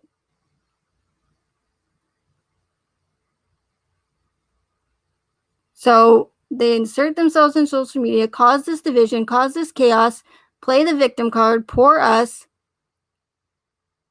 And again, that's when that whole Hegelian dialectic comes in that I mentioned a lot, especially recently. They are creating a problem by saying that they are being harassed and sent death threats and bullied by people on social media, and claiming that people simply talking about the case or questioning the inconsistencies in it is considered harassment, which it's not. It's not harassment to talk about a well-publicized case, and not only that, but one that has many holes in its narrative. That's what they're trying to claim. But then Frank Sr. goes on that other channel and says, oh, we know way more than you do. You're never going to have the answers. Good luck with that. Stop trying to figure it out. And he's talking to many people who have been supporting them, who have been trying to get justice for the victims because they care. What kind of victim talks down to people like that, especially to people who have been, dedicating a lot of their time to finding out the answers to this case that doesn't add up? I'm sorry, but who in the hell does he think he is? And no, the majority of people do not call him out on it because he's a victim, and that's ridiculous. This whole victim mentality or whatever, I don't know if that's the correct word, but it's absolutely ridiculous.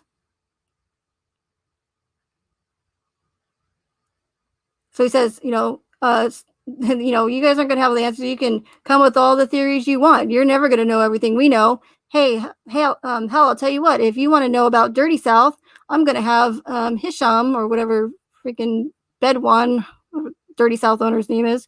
I'm going to have him on my YouTube channel. And so not only do they engage in true crime, they make channels and they post Frankie Rusek Jr. posts the FBI and his own FBI interview about his deceased sister, and then says, "Don't talk about the case." Like, are you kidding me? Like, are you guys hearing what I'm saying? Again, I try to stay neutral, but it just boggles my mind that there's not more people calling them out on their bullshit. And they're not even hiding it. I mean, I'm sorry, but Frank Sr. is kind of an ass. Victim or not. You don't, if you're a real victim, you do not treat people like that. You would know how it feels. And you wouldn't have this ego and this, oh, we know more than you. Haha. Well, if you knew more than us, then you would have known that the girls were alive when they left the house before you made your little plea deal, right? But you didn't, apparently, based off the official narrative. So you don't even know what's going on in your own family's case. Sorry, I know this sounds cruel, but I'm again, I'm not going to sugarcoat this any longer. I can't. Andy, did you just say who are Frankie and Sandy? Are you new here? No, you must be. Frankie and Sandy are the mother and, well, yeah, Frankie is Frankie Jr., the mother and brother of Shanann Watts. I'm sure somebody probably already answered that for you because that's like way up in the chat, but it's right here on the screen. So I just wanted to answer that for you. Oh, and here I will get to this interesting interview, but let me just finish my rant here. And again, this might sound repetitive to a lot of you, but it's important, and I'm going to keep saying these things, the same things over and over again, as long as I have to. I mean, not forever. Can't do this forever. But I'm going to have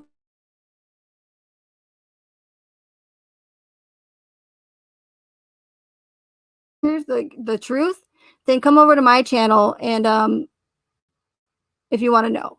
It's like you tell people to stop talking about the case, but every time that family shows their faces or makes a comment on social media, you know what that does?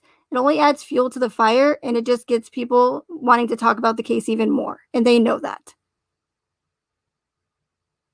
The best thing that they would for them to do would be to stay far away from social media, but they're not. They are pushing an agenda and using the victim card to push that agenda in their favor. Because when someone like myself calls them out on their bullshit, I get attacked and say, how dare you? How dare you, Megan? Because they are victims. They are hurting. They are suffering. Sorry. If what you're saying doesn't add up and you're contradicting yourself left and right, I don't care if you're a victim or not. Sorry. And especially when I know that it's an agenda being pushed, and it's an agenda that's going to not only affect myself, but many other people. And I'm not just going to sit back and just allow them to do it without saying something.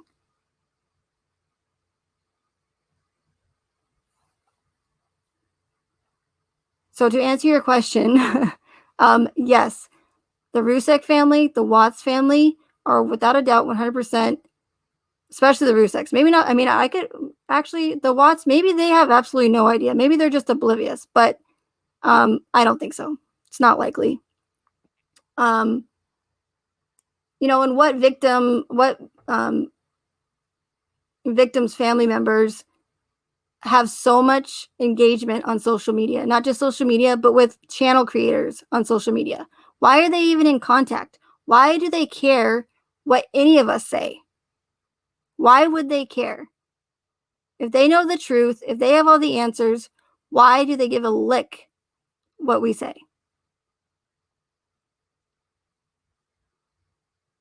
And I don't know how many times I've heard someone say the Rusek behavior in both families actually is so odd, it doesn't make sense.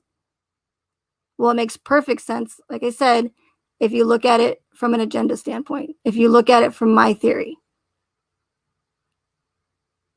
And they'll say, I've never seen, a victim's family members have so much interaction on social media. And I have other reasons as to why I've come to that conclusion, as to why I think that, or why I know, I don't want to say think, I actually do know that, that they're not truly victims. And I'm probably going to get shut down for this, but whatever. Because that's a no-no. You're not allowed to say that they're not real victims or that there's no victims.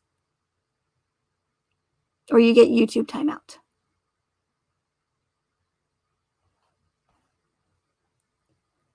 I have reasons, multiple reasons why I've come to that conclusion.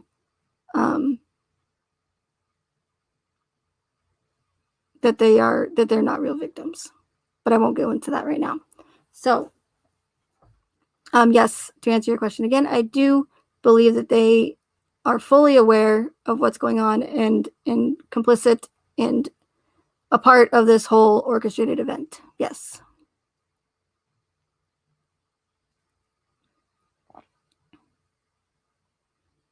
I'm not sure who the West Boys are, but I'd be interested in looking it up.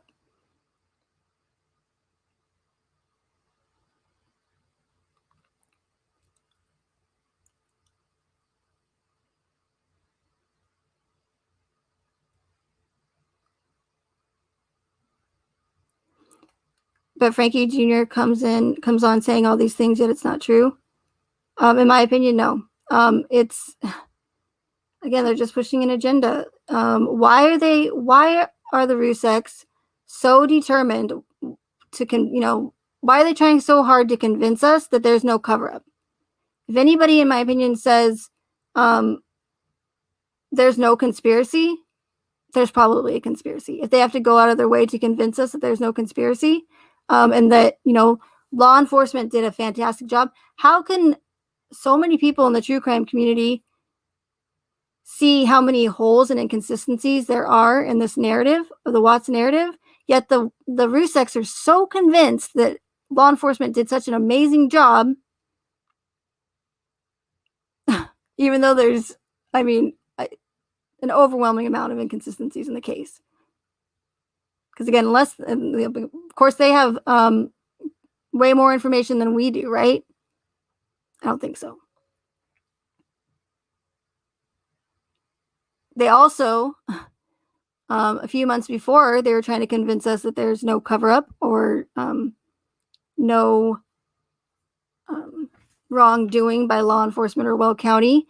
They went on Dr. Phil saying, oh, we think pretty much, hinting that Nicole Kessinger is involved and she had something to do with it because she deleted her text messages. She lied to law enforcement. Like, they literally just got done saying that on Dr. Phil, and then a couple months later say she's not involved. Nicole Kessinger had nothing to do with this. Stop talking about the case. There's, and again, what does that do when the Ruseks come out and say stop talking about the case? It only gets people talking about it even more.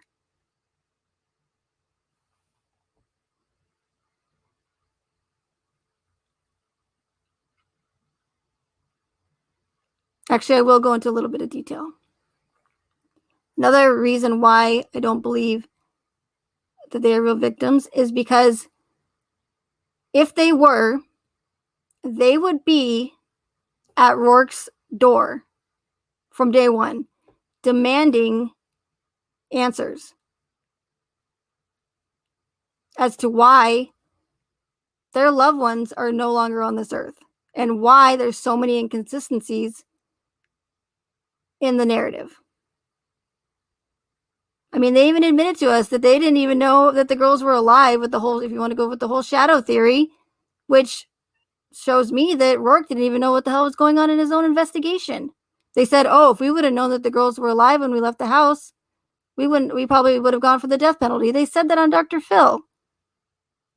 Frank Sr. says at the sentencing hearing, we saw you carry them out like trash. Now, whether that's metaphorical, like, taking them out like trash, or Chris actually took them out in trash bags, either way, we know that's not true and that Frank Sr. lied, because if he did, he would have known that they were alive and not deceased prior to that whole shadow nonsense coming out, right? So why would Frank Sr. say that? Even Rourke admits in an article, in a statement, he says, we don't actually see any bodies, Chris dragging out any bodies on that camera, which is 100% true. That's probably one of the only truthful things that Rourke has said in this case. So if Rourke even admits that you can't see anything on the camera, I don't know what other camera footage the Ruseks would have seen, or the Watts. Because again, if they did have other footage, they would have known that the girls were alive, based off the official narrative, of course. See what I'm saying? See how much contradiction there is? So if that was me, if I was a Ruseks, I would be very, very, I don't know what's the word I'm looking for. I would be concerned with Rourke. I would say, do you know what's even going on in this investigation about my deceased daughter and my grandchildren? Because I don't think you do, Rourke. But you don't see the Ruseks pounding down Rourke's door, demanding answers as to why Shanann, Bella, Cece, and Nico, based off the official narrative, are no longer on this earth. That's what real victims would be doing. They would be demanding answers as to why their loved ones are no longer here in a case that doesn't add up, instead of spending all their time on social media trying to convince us that there's no conspiracy. Do you see what I'm saying?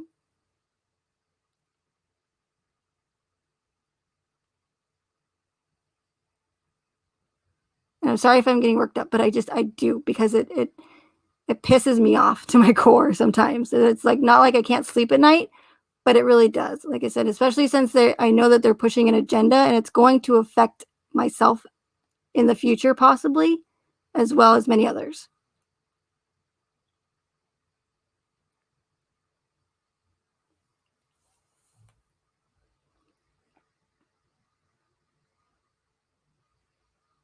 So if this were all real, both families would not be spending their days,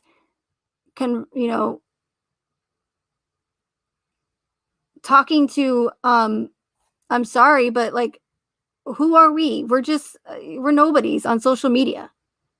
Channel creators, right? Even, ones that have thousands of subs. We're still nobodies. Why are they spending so much time engaging with people who talk about nothing about the death, talk about the deaths of their family members all the time? Why are they working with someone who is not a licensed lawyer and going with them to Colorado for this 35C, making a documentary? I mean, what kind of ridiculousness is that? Let's film the whole thing with the 35C and the trip to Colorado with the Watts. I mean, it's so ridiculous. It really, really is. I just hope that I hope that people will start to really see how ridiculous this case really is. And I know it's going to be difficult, because that would, there's many, many people that have been emotionally affected by this case, and a lot, for, almost 3 years now. So it would not be easy by all means. That would mean they would have to literally, again, admit that they were duped, and have to come to realization that everything they've been told for 3 years is 100% a lie. And that's, nobody wants to know that. Nobody wants to know that. Maybe not nobody, but a lot of people would not want to know that. I wouldn't want to know that, but I would also want to know, because I wouldn't want to be duped again. I would want to say, hey, that sucks. That's shitty that they would do that, but I'm not going to let them do it again.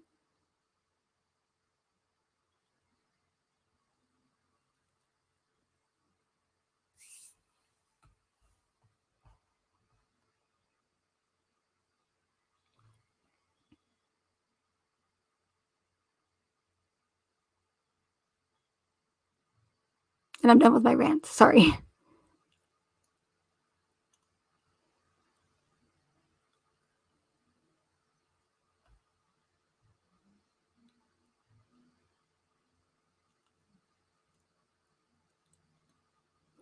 And you're asking great questions, Welsh Pam. I'm saying that, yes, I'm saying to a sense they're actors. Now, I wouldn't necessarily call them crisis actors. And I'm not certain they could very well be real families, but it would not be difficult, especially since these orchestrated events are usually planned years in advance, and especially the Watts case. So some are bigger than others. Like the Watts case was huge. It was probably more than likely planned several years in advance, and especially since the American Horror Story connections and predictive programming start in the very first season of American Horror Story, which aired in 2011, and the watch just happened to move to Colorado in 2012. What a quinky dink. I just said quinky dink. I never say that when I'm not live streaming. The things I say, we'll just pretend I didn't say quinky dink, even though I just said it again. What a coincidence, right? So to me,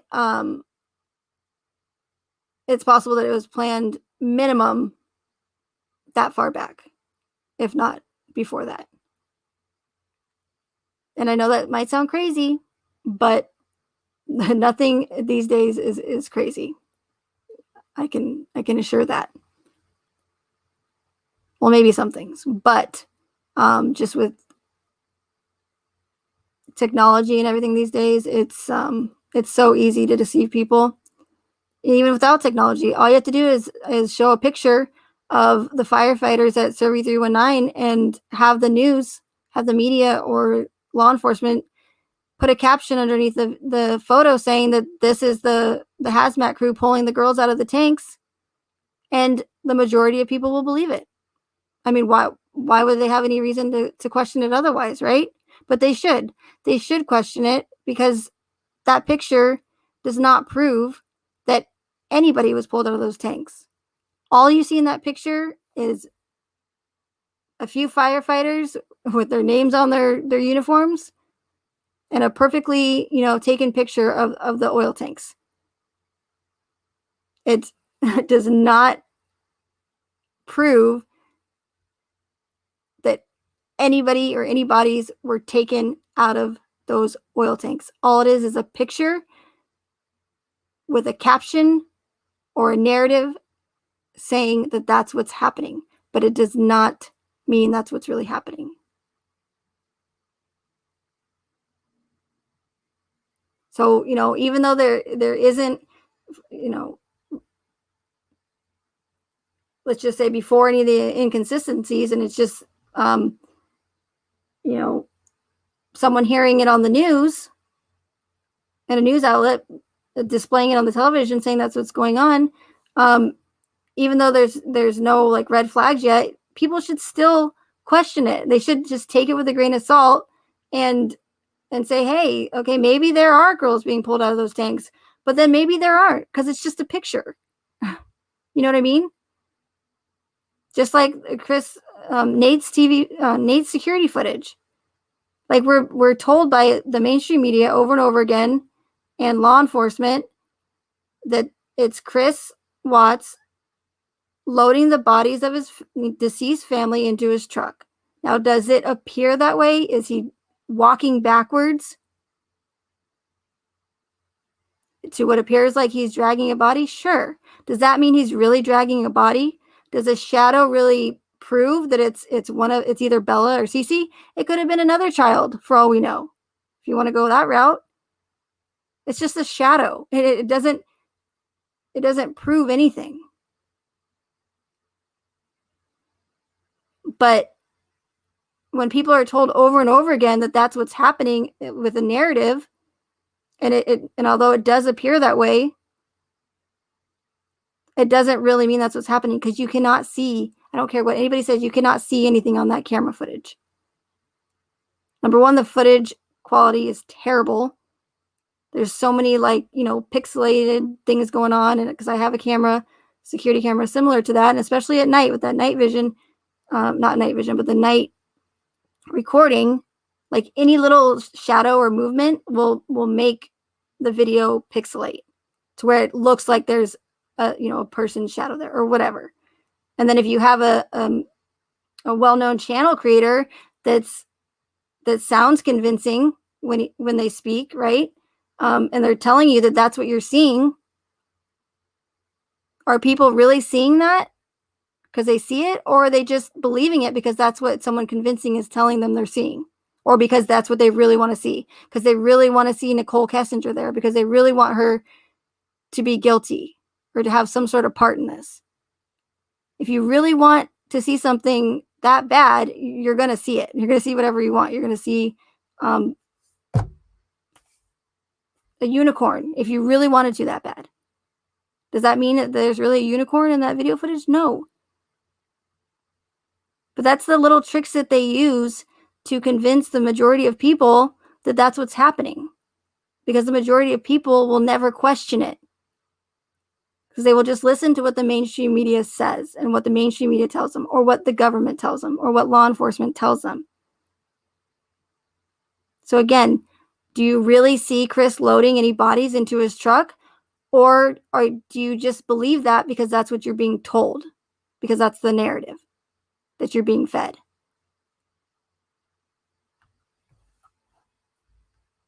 But that's their little tricks that they use, because they know that the majority of people will never question it.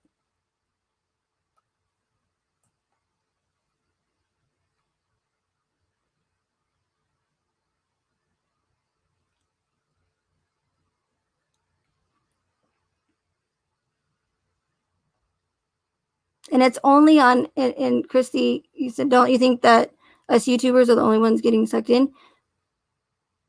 Yeah. I mean, this is not, nobody else is talking. There's hardly anybody's talking about this case outside of the true crime community. It's all just on social media. Hence why the Ruseks and the Watts are spending so much time and engaging with channel creators and keeping the case open and alive, and so that people will be interested in the 35C and what are the Watts talking to this creator for, or what are the Ruseks being harassed about now. And it's not real life. Like,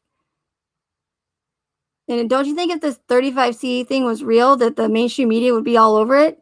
The mainstream media has not covered the Watts case in, like, I don't know how long. Because the only job the mainstream media has is to push the official narrative and, beat it into our heads and get it out to as many people as possible. That's the news outlets. That's their only job. And once that's done, that's it.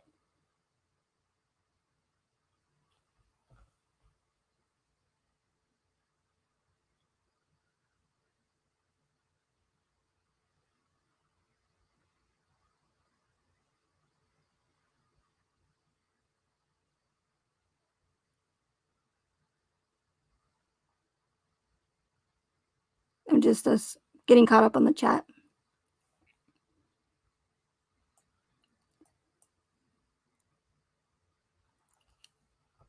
And Welsh Pan, that's another great question. No, contradiction doesn't mean that it didn't happen, but it's all the other things that I've pointed out over the years with this case that supports what I'm saying about the Ruseks. It's all the inconsistencies and all of the consistent patterns that have been happening with the Watts case, or did happen. And it's the same characteristics that I have seen over the years with other orchestrated events. So I'm more inclined to go with patterns and consistency over speculation and like a cover up or something, if that makes sense. So it's not just, I'm not simply saying that the Ruseks behavior proves my theory. That's not what I'm saying at all.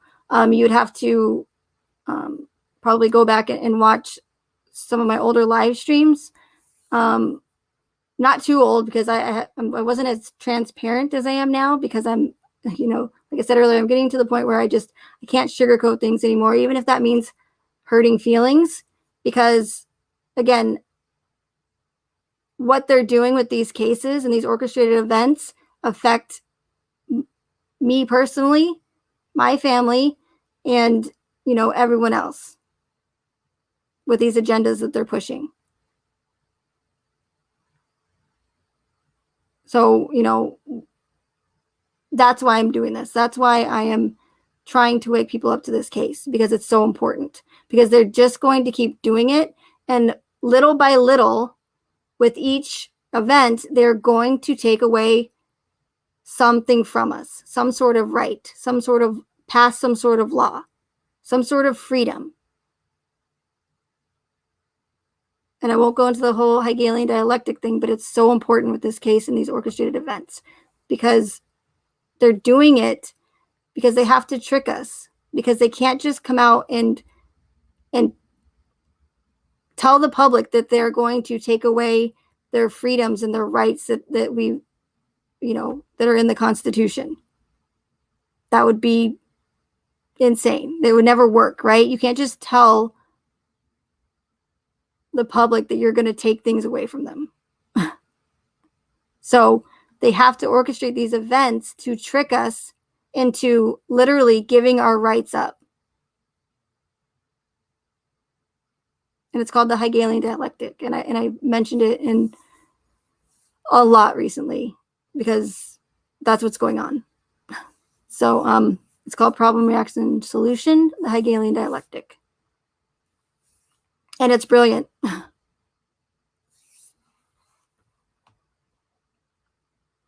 So yeah, so I'm not just basing the Russek's strange behavior or claiming that their odd behavior means that the whole thing's orchestrated and it's not real. But I love that you're asking questions, Welsh Pam. I think that's great.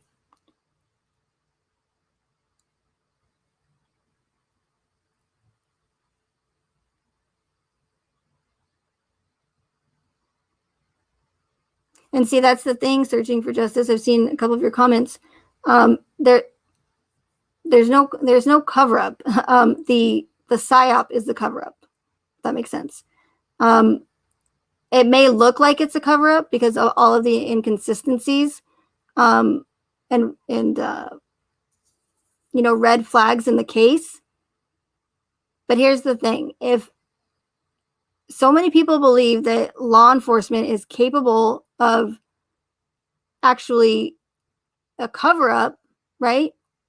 For whatever reason the cover-up is, whether it's Anadarko is trying to sweep it under the rug to, protect Nicole Kessinger, whatever it is, if so many people think that the law enforcement and the government are capable of a cover-up, what makes them think that they're not capable of completely going even further than that and orchestrating this entire event to push multiple agendas?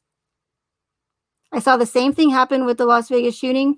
So many people thought that all the inconsistencies by the LVMPD were them covering up something, but it was all actually a part of the false flag of the psyop.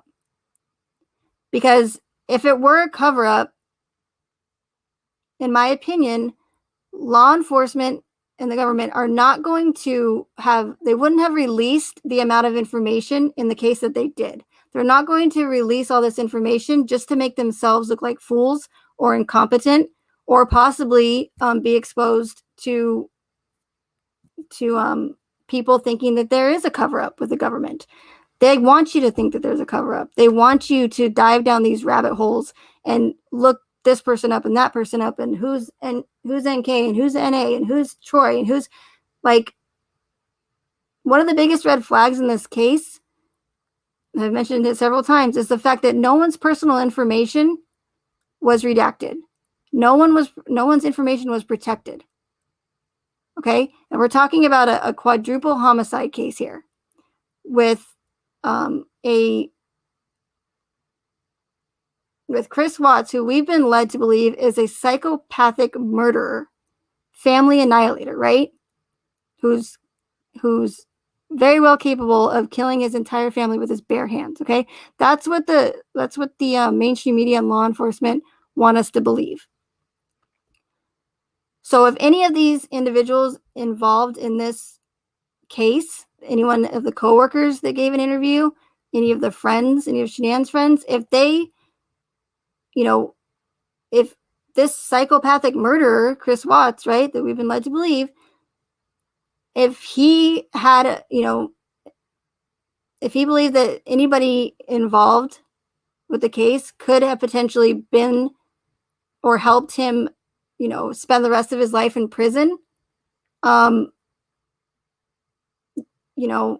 who's to say that he couldn't get to the outside and have something happen to them, right? I mean, redactions are there for a reason, and they're in the statutes. They again, it's for parties involved. It's for their protection, and nobody's personal information, not even minors, not even Nicholas Atkinson, who was a minor at the time. His freaking, driver's permit was photocopied into the discovery. His face wasn't blurred out on the body cam. Little Madison Atkinson is a little toddler, and her face wasn't blurred out on the body cam footage. They are minors. They should always have their faces blurred out. Not always, but especially in a quadruple homicide case. They should be protected no matter what, and they weren't. It almost, I want to say that almost proves my theory just in itself, but I know that's not enough. So you're telling me that, not you, but nobody involved in this case had a problem with their phone numbers, with their birth dates, with their home addresses. None of the neighbors, the body cam footage, police officers going inside the neighbor's home and interviewing them, doing door to door about be on the lookout. None of the neighbors had an issue with cameras being inside their home, so where millions of people potentially could see all the expensive things in their home, whether or not they had security cameras, whether they had a dog, whether their husband spent how many hours down in the basement a day when they go out and pull weeds, whether they had a Ring doorbell. I mean, you name it. If the wrong person or person sees that body cam footage, that's just asking for someone to get robbed or to potentially put someone's life in danger by not protecting the identities of these people, right? So how could nobody, and my voice is cracking because I'm 2 hours now, but even if, let's just say, if everybody in this case, it would never happen, but everybody in this case said, I don't care, show my toddler daughter's face for millions of people to see, pedophiles, whatever, I don't care.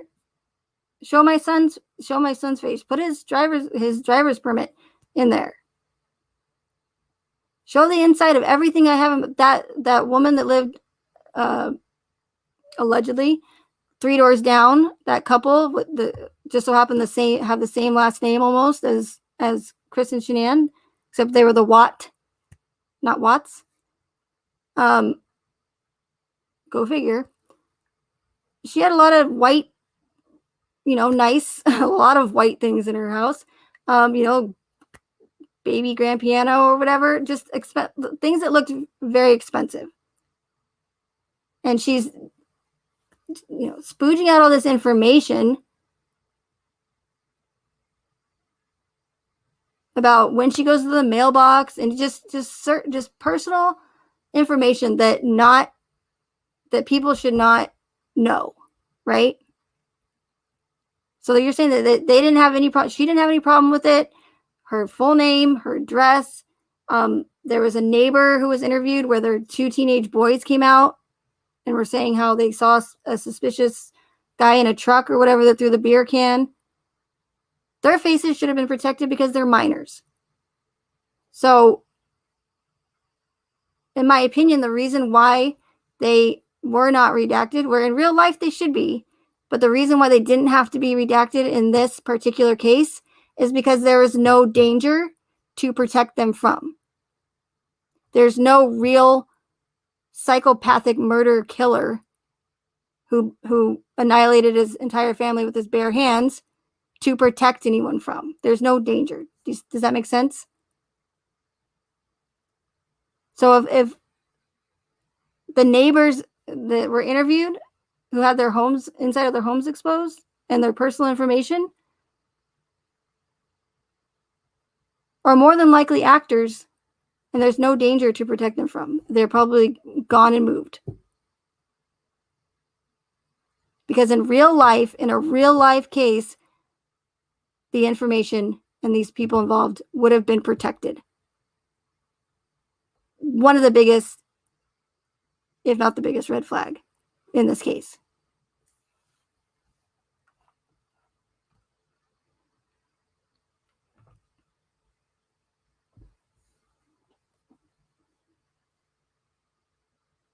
And the questions, another great question, Pam. I don't know everything, right? I don't know why these individuals would agree to be a part of these orchestrated events. I don't know if they were paid money. I don't know if they were blackmailed. I don't know. I don't know if they were told that they were doing something great for society. There could be multiple reasons why these individuals agree to be a part of these orchestrated events. Most of the crisis actors in the other events are has-been actors, or they're not getting any work, or they're getting paid $20 an hour to go up and say, I was at this concert when the shooting happened and it was so traumatic, right? I don't know why certain people do what they do, but to me, that doesn't really matter. What matters is proving and waking people up to the deception. Where Shanann and the girls are, no idea. I would imagine that they probably have new identities. In a couple years, especially now, it's been 3 years, no one's going to notice the girls when they're older. And let's say, for instance, even if someone noticed Shanann in the mall or something in a few years, it's highly unlikely that, maybe some bold person would do it, but if anybody, it's highly unlikely that someone's going to go up and say, hey, are you Shanann Watts? Are you supposed to be dead? To me, I don't think I could personally do that, but that's just me. Because we're all convinced that they're dead. So even if somebody saw someone that looks like Shanann, they would probably more than likely convince themselves that it's not her, because we've been fed a narrative that they're no longer here. And if anybody does question it, they're going to look like a crazy person, and they're going to say, what are you talking about? You saw Shanann and the girls or whatever, or Chris. They're not here anymore. They were murdered, right? So they're going to look like a crazy whack job if they admit or tell anyone that they think they saw Shanann.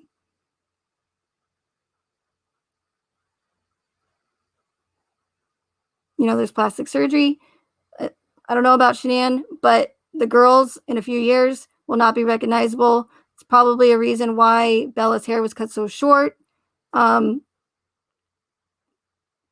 again, if anybody did see someone, Bella and Cece, or some young girls that look like them, it's highly unlikely that they're gonna, run up to him and say, hey, are you Bella and Cece, the two young girls that were, do you see what I'm saying? But again, you're asking great questions.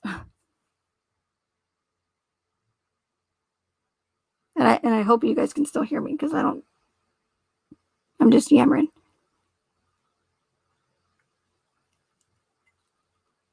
And I'm probably far behind on the chat, but I just want to get caught up, so I'm not ignoring you guys.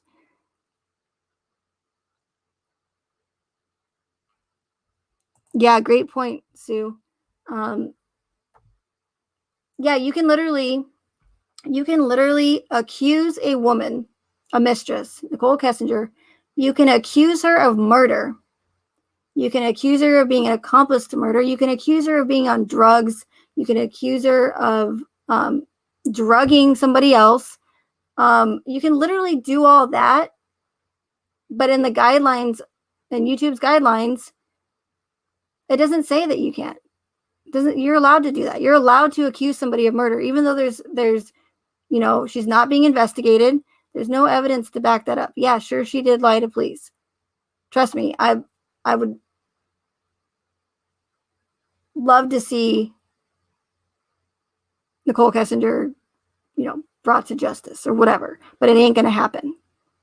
The only thing, in my opinion, that woman is guilty of is falsifying a story and lying and deceiving the public by being a part of this event. And there's no crime in that because they can legally do it.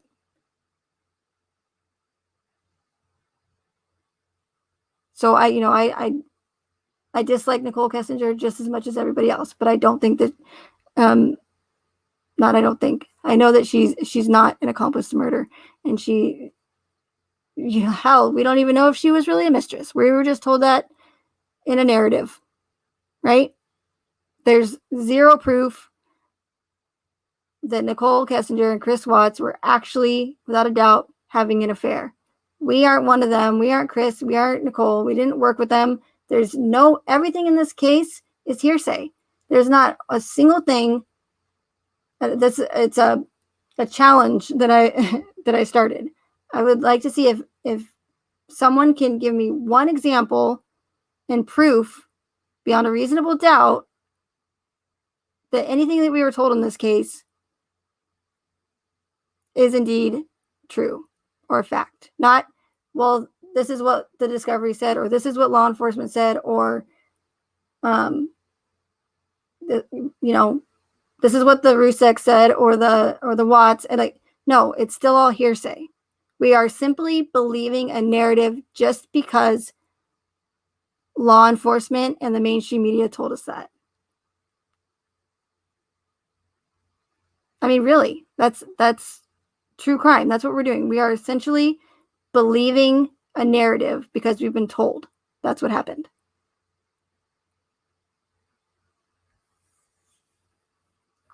But back to Sue's comment,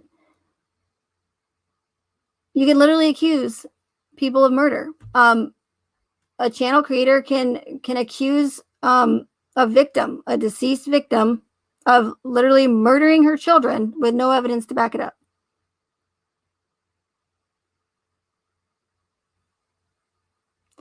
But YouTube says you are not allowed to question the authenticity of a well-documented tragic event, or it's considered hate speech. You are not allowed to say that the event never happened. You're also not allowed to say that there are no victims and that no one died. Why am I not allowed to say that? Why am I not allowed to have free speech and an opinion? It's just my opinion. And it's not like I'm questioning events that add up and there's no red flags. I'm simply questioning the ones that don't add up. And I have every right to do that, as well as anybody else that wants to question it. And that's what we're doing. But apparently, questioning the inconsistencies and holes in these well-documented events are considered hate speech and bullying and harassment to the victims, even though it's a well publicized case.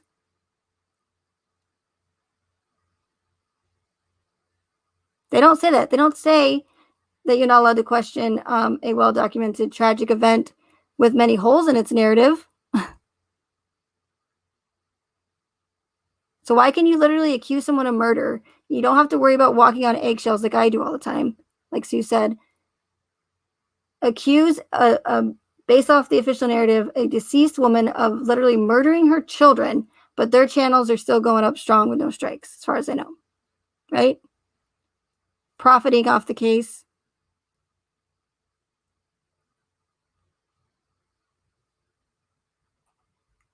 Great point, Sue.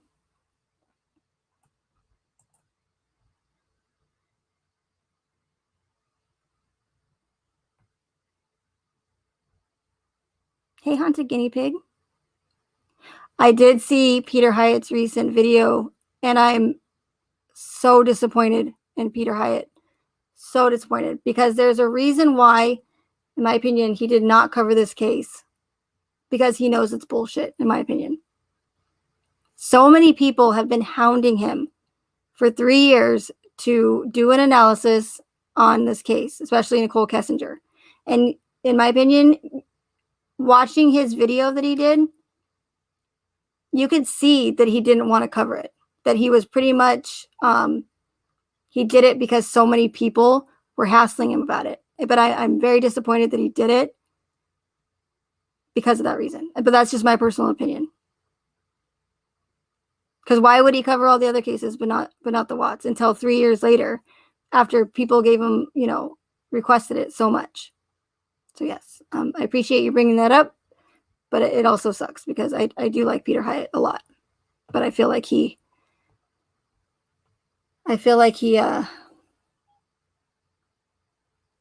gave in.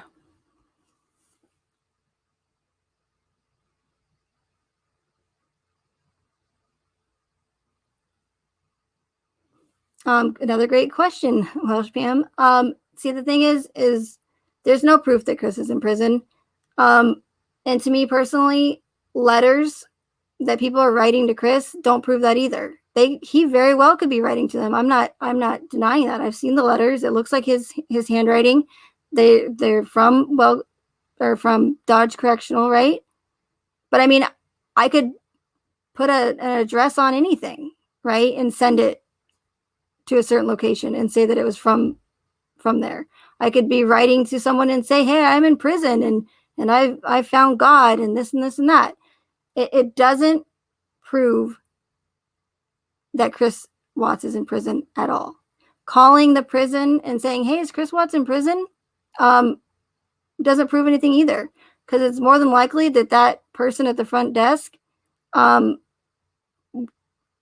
probably never ventures into the actual prison itself. And if they're told that Chris Watts is a prisoner there, if someone calls and says, hey, is Chris Watts a prisoner? They're going to say, well, of course he is, right? They're not going to know any difference. So it's all hearsay. And I know that might sound crazy. It's like, why would they lie about him being in prison? Why would they lie about all this? There's several reasons for it. But again, they know that the majority of things that they tell us, we're never going to be able to vet. And even if tomorrow, if I wrote a letter to Chris and he wrote back, I still wouldn't be convinced that he was a prisoner. All he did was write a letter back to me. You see what I'm saying? But I do believe that, yes, there are, you have three different categories of people with this case that from what I've seen. Okay. You have your controlled opposition, your plants, the creators that have been here from day one, who are there to put out some factual information with a whole lot of disinformation to keep people invested in the case, to keep people interested in the case.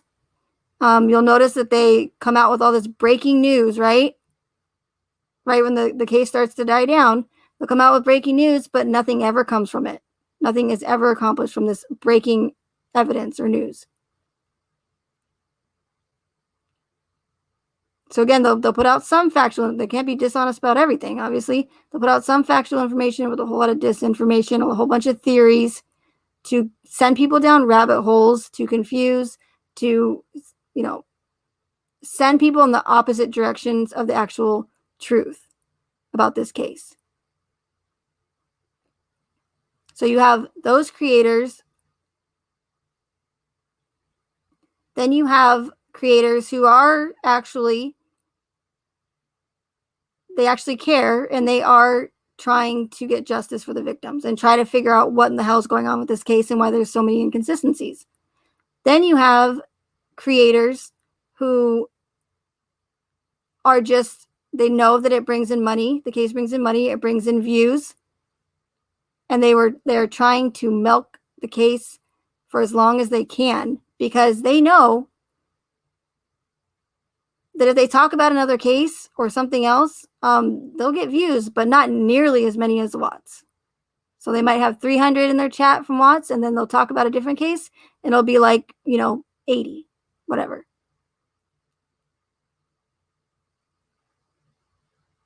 So you have the plants, the controlled opposition in that category, one category, the ones who are truly trying to do the right thing and get justice for the victims because nothing adds up.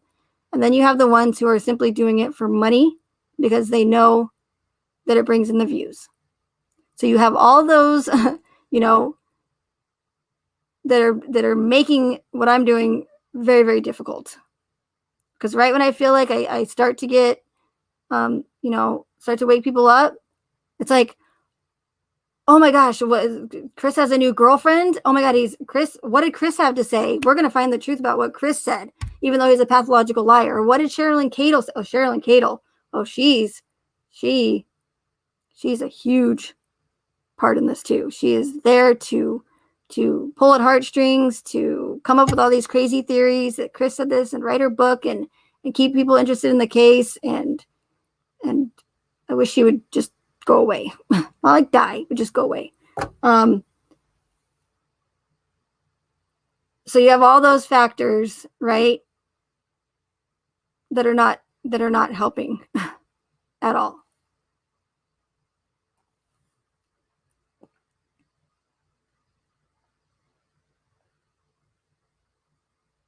And again, I don't know. I have no idea where Chris would be. If I knew, it would make what I'm doing a lot easier because I'd be like, hey, look, they're all over here. Told you guys, But I don't know. But again, to me, that's not what's important. It doesn't really, I guess, matter where they are. What matters is showing what's actually going on with this case more than, where are they, or what they look like or how much they made from it. You know what I'm saying? But still, great questions. Thank you. Hi, Ninth Realm. Sorry, and anybody else that came in, I do apologize. I'm the worst at this. Worst streamer ever.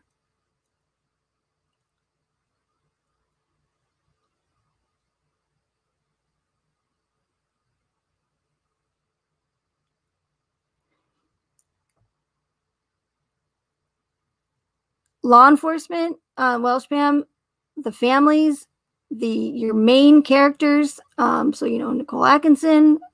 Unfortunately, I know people don't want to hear that because she's the hero, but too bad. Okay, I'm here to expose the truth about this case, victim or not, hero or not. If there's inconsistencies, I'm going to call them out or expose them. So you're not everybody has to be involved. I think that's a lot of people seem to think that there's no way that they could pull something like this off because there'd be so many people would have to be involved. Everyone would have to be involved. Somebody would speak up, but that's simply not the case. Not everybody has to be in the know. The less, the better. And they know that. And not everyone would speak out either. Like until you're in that, the ones who are saying that they would definitely speak up. They would expose the truth. But you really don't know that unless you're in that person's shoes. What if they were paid a lot of money to keep quiet? What if they signed a non-disclosure agreement as a part of being involved with all of it? What if they were? What if it was a law enforcement officer that knew what was going on, but didn't want to speak out because they didn't want to get fired or they didn't want their fellow police officers thinking they're crazy, right? I mean, you just really don't know why people would not speak out. There could be several reasons than just people doing the right thing.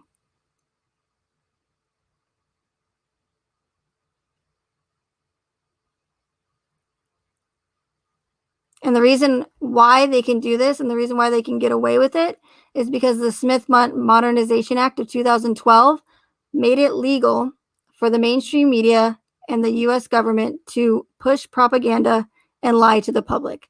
So they can lie about anything that they want to and have no repercussions for it. So they can lie about the littlest local news story that you can think of, about a cat in a sweater on the, on the beach wearing a sweater. It's like, why is a cat wearing a sweater on the beach? It's hot. I don't know. It's the first thing I came up with. But so anything ridiculous and small like that, they can make up legally. All the way up to a quadruple homicide case, they can legally do it. And we are not allowed to, or we have no right to get mad. We cannot wreak havoc and say and demand whatever, because they can legally do it. So that's why with this case, with the Watts case, nothing was done by the books, hardly anything. Chris didn't have to give a factual basis. The crime scene wasn't, it was cleared in like a day or 2 days. Everybody and their mother walked in and out of that house, destroyed evidence, tainted evidence. Chris's truck was, auctioned off, evidence destroyed is another red flag to look out for. Nicole Kessinger wasn't investigated when we all know that she should have been, because everybody should be investigated. Everyone should be considered a suspect, especially since she was the closest person to Chris at the time. She should have been a suspect in real life. But they didn't have to do all that. They didn't have to go out of their way to show any proof of victims. They didn't have to investigate Nicole Kessinger. They didn't have to actually try to get her deleted text messages. They don't have to do all that to convince the majority of people that this event actually happened. Because again, the majority of people will just believe it. And as far as the true crime community goes, they released the information on purpose. I've heard several people recently say they never thought that this case would blow up. They never thought that we would delve into the discovery as much as we did and find all these inconsistencies. Oh yeah, they did. That's a whole part of the psyop. They did it on purpose. They wanted us to send us down. They wanted us to go down these rabbit holes, find these inconsistencies, try to figure out what in the hell happened with this case, try and solve the case, think that there's some sort of cover-up. Hey, Antoine. Hey, Lisa. They wanted us talking about this case for sure. That's why so much information was released. And another, back to the, personal information of individuals involved in this case, their information not being redacted. What would we have in the true crime community? What would we have? What would we have to go off of? If everyone's personal information besides Chris, because he's incarcerated, and Shanann and Bella and Cece and Nico, because there's, based on the official narrative, they're deceased, so they don't. There's nothing to protect them from because they're no longer here, right? So besides those people, if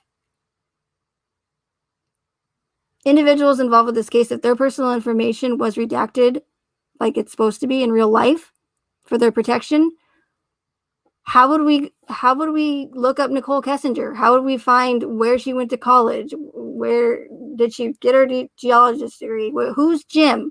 Who's who's Jimbo? Who's leave Jim alone? Troy McCoy, who's his wife? Who's Nate? You know what I'm saying? If they redacted everyone's personal information like they're supposed to, we would have nothing to go off of. We would have no rabbit holes to go down. We would have nothing to talk about, pretty much. You know what I mean? Does that make sense? We wouldn't be able to delve into anybody's past or try to and look up their information. But they do that on purpose so that we will knowing, bury our heads in that discovery and do what, people in the true crime community do and investigate. So all the information in this case, the body cam footage, all done on purpose. And if Anadarko, being that they're such a powerful oil company and have so much money and control, if they really, really wanted this case swept under the rug, and if they, they made it so that there's no trial, I'm pretty sure that they would not have allowed for the discovery to be released, for the body cam footage, because that defeats the whole purpose of sweeping it under the rug. You know what I mean? So if Anadarko really wanted to make this case go away, there's no way in hell that so much information would have been released. And again, law enforcement would not release this information just to make themselves look incompetent or even want people to even think that there is some sort of cover-up. But they actually do want you to think that there's a cover-up, if that makes sense. But there is no cover-up because the PSYOP is the cover-up. That didn't make sense. Well, there is no cover-up. The PSYOP is the cover-up. It made sense in my head.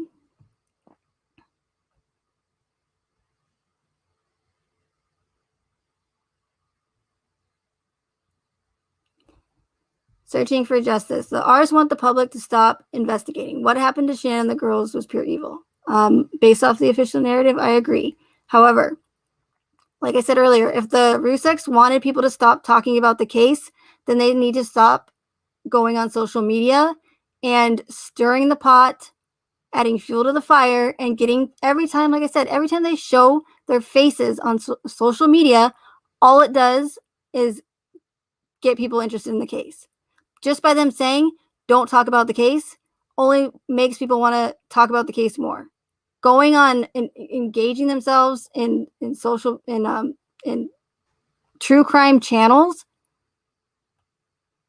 and doing interviews and saying, oh, come on my channel, on my YouTube channel, even though I'm trying to stay off social media and live my life. I'm sorry, I can't, I'm not trying to be rude or anything. I can't go there with that whole Rusek thing again, because I already explained it earlier. This whole victim mentality crap is ridiculous.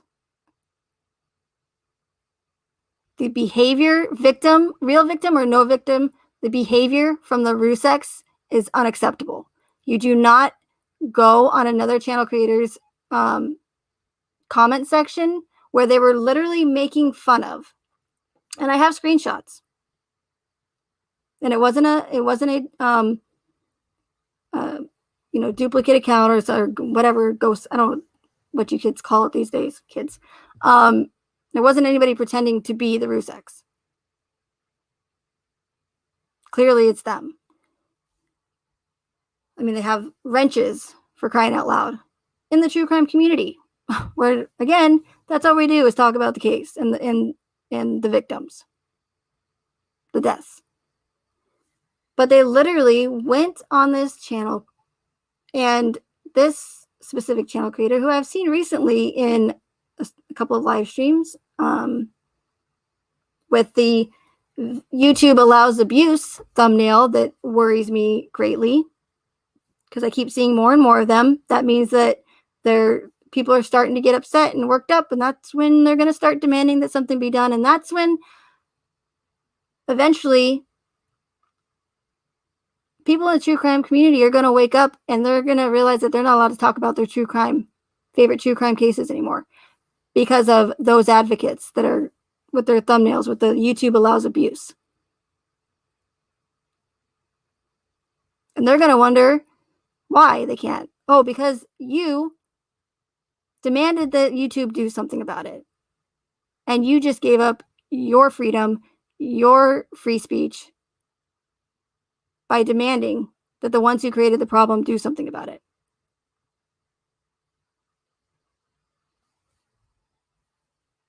So anyway, they go on that specific channel creator who literally dresses up wig and everything, like another channel creator that's covered the Watts case from the beginning, that I'm a moderator for, who I support, who I think is a good person, and literally made fun of this channel creator for no reason. No reason at all. Everyone is a victim at some point to something in their life, right? Whether it be murder or whatever. So that channel creator making fun of this other channel creator who has no idea what they've been through in their life or what they might be victim to or of is literally mocking this other channel creator. And this is when it pisses me off. And this is when I can't stay neutral. Making fun of somebody for no reason. And what do the Ruseks do? This is when I have no sympathy for the Ruseks. Again, real victim or fake victim. You don't do this if you're a real victim. Leaving a comment on that channel. Ha ha ha. Blank blank. I won't say who the channel creator is. That was hilarious. My mom and I were laughing so much. And the way that you about, mocking something specific about this other channel creator, I needed that laugh. This is not word for word, of course. But again, it's still there, as far as I know. You just have to find the channel. That was so funny in the way that you said this and that. And I don't even know, I didn't even know about this part of the channel creator, but I needed that good laugh. That's hilarious. You're hilarious. What kind of victim says something like that and laughs at somebody else who they have no idea what they've been through in their life that they could, again, be a victim of?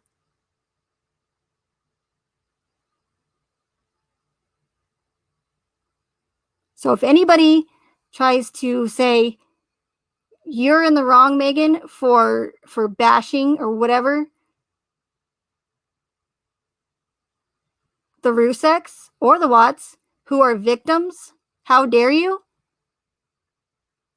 I'm going to say I don't care, because I've seen the comments they've made. I've seen the behavior from them and the mockery and in the arrogance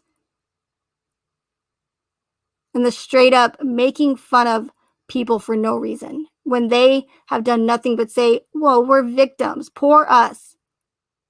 So what, because you're hurting, that makes it okay? You're just allowed to make fun of other people because you're hurting? Sorry, I don't agree with that.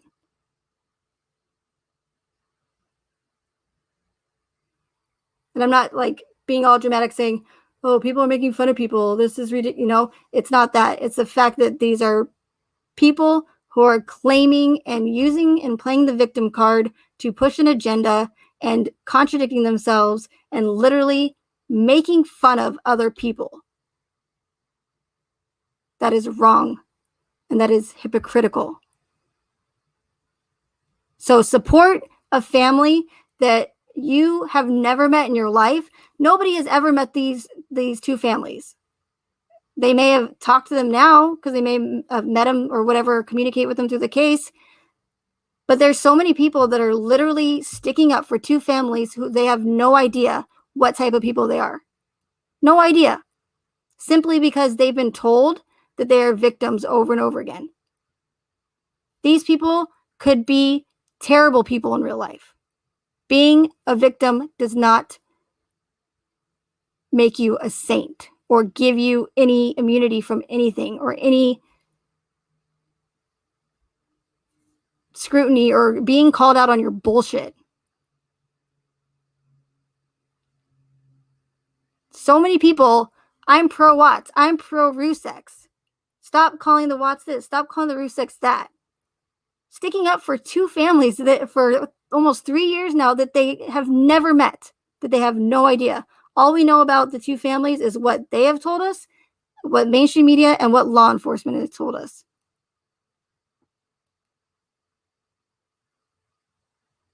Why is there so much division? They are causing division. They want us to be divided. They don't want us to be a whole. They want us talking about Nutgate and who was guilty and or who was in the wrong and who wasn't, even though we have no idea if Nutgate even freaking happened. It's crazy.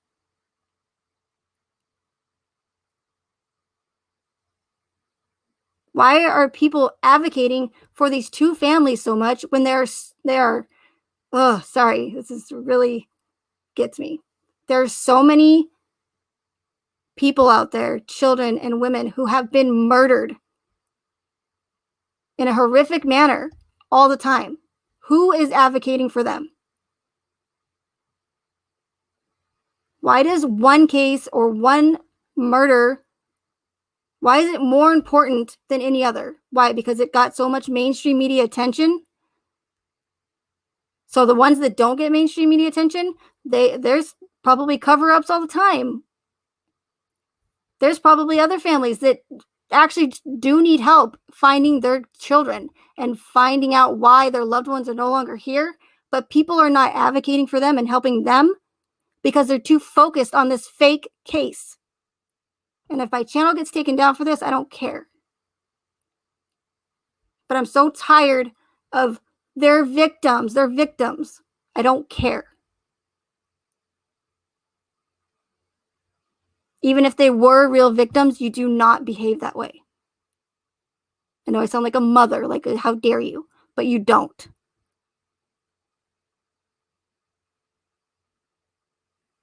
Oh, they're hurting, so they're just upset. Bullshit. They are pushing an agenda, and just stop with the whole victim thing. We have no idea who these two families are. I mean, literally, you guys, think about it. People have literally fought and doxed at each other. And I'm a shiner. I'm a truther. It's insane.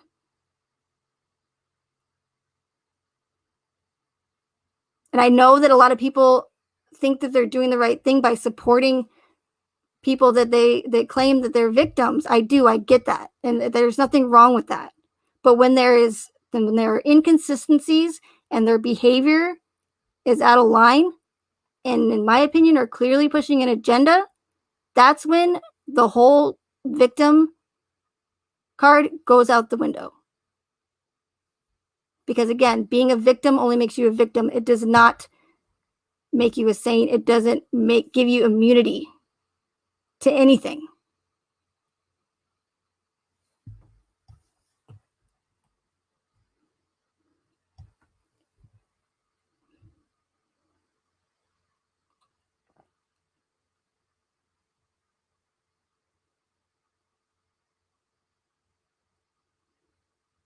And I know Ninth Realm, a lot of people think that maybe that the Ruseks are trying to convince people that there's no cover up, and that there's no conspiracy, and that law enforcement did a great job and stopped talking about the case. But if the Ruseks wanted people to stop talking about the case, all they had to do was stay off social media. And they are doing the opposite. I'm going to repeat myself again, by going on social media and showing their faces and saying every single time they say stop talking about the case, it only makes people talk about the case more. So if they were paid, they would stay off social media and let the case die. But they won't. They're not. They're doing the opposite.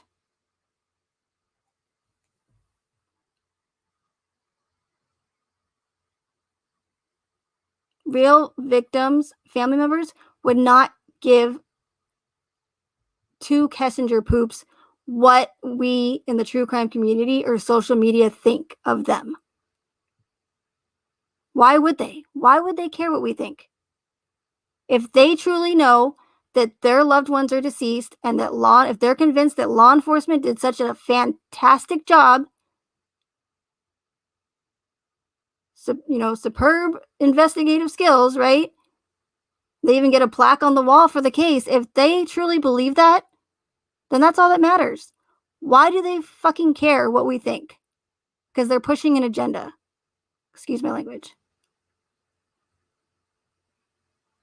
But I don't the kind and respectful Megan, I don't think it's working. I was hoping that it worked, but I'm going to call out the bullshit if I have to. I'm still trying to be respectful, but it's difficult with what I'm trying to do, with what I'm trying to expose with this case, to expose the truth with this case, because we, the public, especially the true crime community, we are the true victims. We are. Because we have been deceived on a massive scale.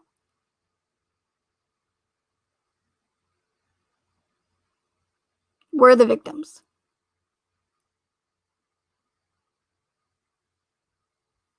And if I'm not going to be able to make people see the truth, everybody see the truth about this case, that would be impossible.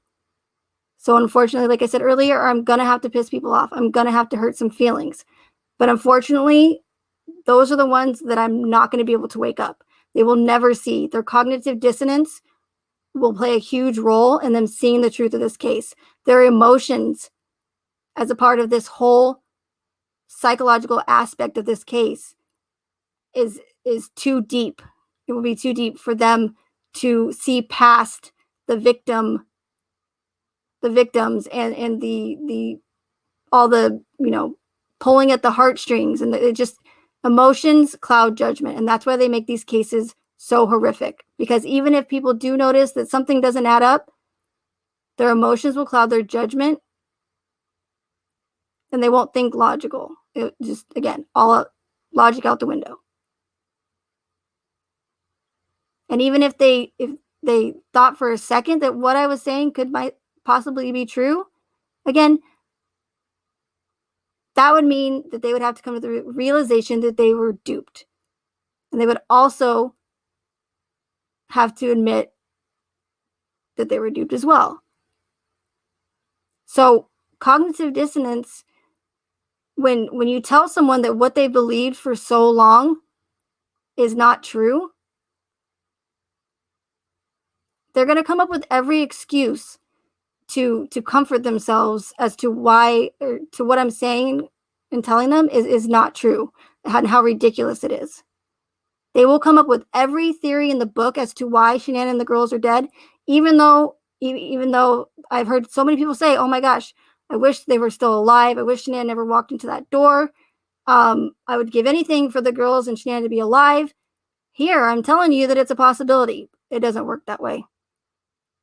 You would think that when I tell someone that, who literally just got done saying that they wish Shanann and the girls were still here, when I tell them that, you think they would be happy. No. It's the opposite. It's how dare you? How dare you say that they're not dead? And I'm the bad person, right? I'm the crazy person. Because again, it's that cognitive dissonance. Because what they've been led to believe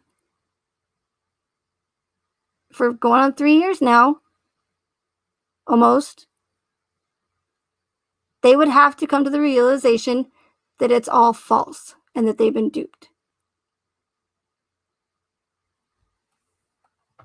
But I'm doing this for the ones that do have an open mind, who do think logical, who really do want to know the truth about this case and don't want to be duped or lied to anymore, because they're going to keep doing these. They're not going to slow down. There's nothing we can do to stop them. But hopefully I can wake people up so it won't be as easy to fool as many people in the future.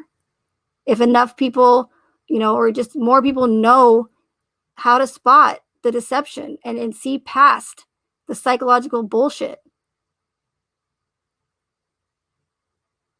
Or even if I can just get some people just to, again, think for themselves, no matter how cheesy that sounds, and to do your own research. And I know that you're not going to be able to vet everything, but ask questions. Ask questions, even if they sound stupid, or even if you get attacked for them. I know it sucks. Nobody wants to be attacked or called a crazy conspiracy theorist. But it's just an ad hominem. Like, it's just a way to get people who think logically and ask questions about things that don't add up, or anything for that matter. It's just a way to make them look crazy and you know, I don't know what the word I'm looking for is. But conspiracy theorist is just a term that was made to literally not degrade, I don't know what word I'm looking for, belittle, I don't know. But a conspiracy theorist is not a bad thing. It's not a bad term. And I don't even like using that term. I'd rather be a crazy conspiracy theorist who asks questions and says, I get that you're saying that something or whatever, this narrative is happening in this photo, and it may possibly be happening, but that's not enough evidence to prove to me that it's happening by simply showing me a photo. And if people want to believe everything they're told by the mainstream media and live in their bubble for the rest of their lives, then that's on them. But they're literally going to wake up one day and they're going to have no freedoms left because they decided to stay in their bubbles because it's safe. But those are going to be the ones who are going to ruin it for the rest of us, unfortunately. And I know that might sound dramatic, but it's happening. They are slowly, bit by bit, taking away our freedoms. I mean, look at COVID. I was going to say convid, but COVID. People are so scared that they're going to die and get sick that they literally conform without doing any research by believing one dude, Weasel, Fauci. I'm probably getting into hot water talking about this, but it's one of the biggest psyops besides 9/11. They're controlling us with fear. So everyone's so scared that they just conform. They just wear a mask. They do what they're told. They wear a mask so that they can go grocery shopping.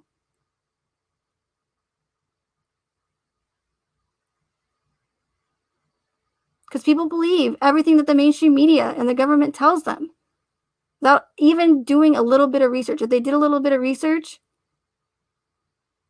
I think that they would, have probably a different outlook on it. But they don't. They're so scared and they just believe everything that they're told, so they just conform. And that's sad. It really is. The best way to control people is with fear, and that's what they're doing. That's one way that they're controlling us. But the ones that are living in these bubbles that don't want to admit that they're duped and they have the cognitive dissonance and who think with their emotions and not logically and realistically and ask questions and do their research and think for themselves and believe their favorite channel creator because they're convincing and they're a smooth talker and they say all the right things, those are going to be the ones that are going to ruin it for the rest of us. And they're going to wake up and they're not going to have any rights left. And they're going to wonder where they went. Eventually. Might not be tomorrow. Might be guns one day, free speech the next day. You can't go and visit your family that overseas or whatever, or go on vacation because you didn't get what. Unless you show proof, you can't go and go to your favorite vacation because it's control, you guys. It's all about control. Whether it's real or not, they're trying to control us. They want us divided. So whether it be divided politically with Republican and Democrat, or whether they're dividing us in the small true crime community, arguing about two families we've never met, they're still dividing us in one way or another. Because together, working together, we're stronger. I hope what I'm saying makes sense. I'm sorry for getting on a rant, but I'm just very frustrated because I'm doing my best. So, and I'm trying to, put myself in other people's shoes, the ones that may not see things as easily as I do as far as these events go, or manipulation or whatever. I mean, that doesn't make me smarter. That doesn't mean that at all. That's not what I'm trying to say. like I've used an example before where I can literally have someone tell me a word problem or a math problem like 20 times over and over again, and I won't get it because I don't get math as easily as maybe some other people do. So maybe where I can see deception or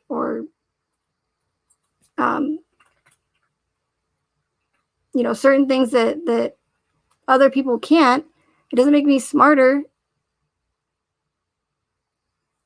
See what I'm saying? So I want to make that clear. I don't want anybody to think that I'm a know-it-all and I know everything and that I'm more intelligent than anybody, because that's absolutely not the case.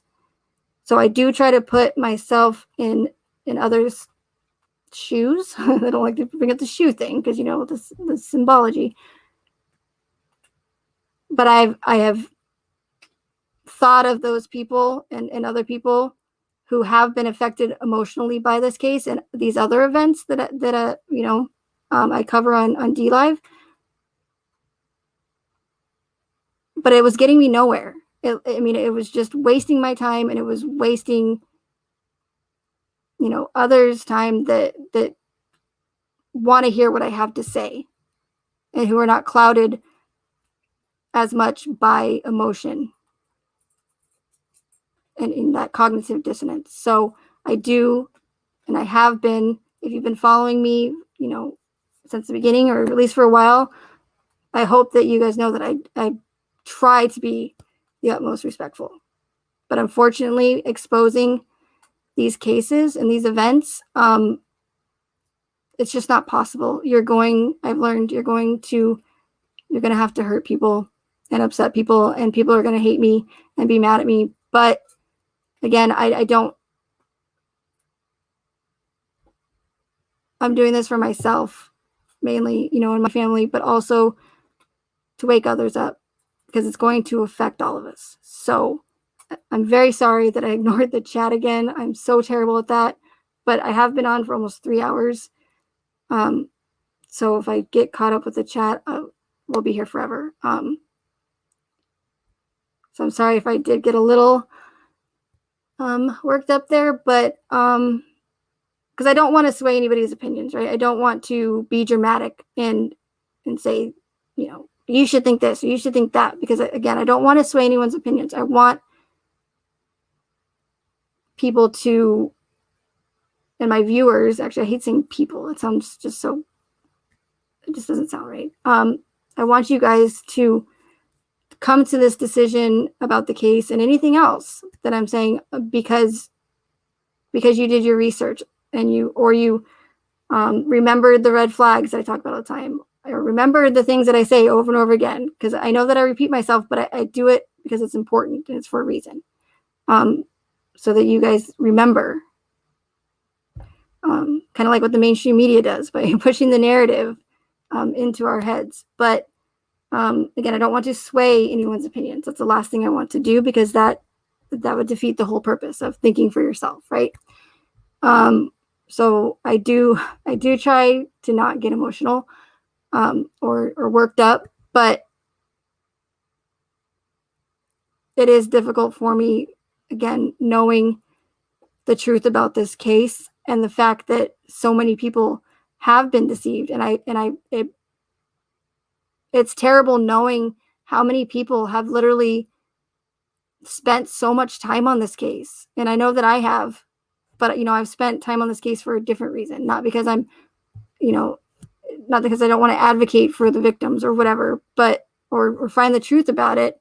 I'm doing it because I'm trying to expose the truth that I know about it, and that I feel like I've provided more than enough, I guess, evidence to support my theory. And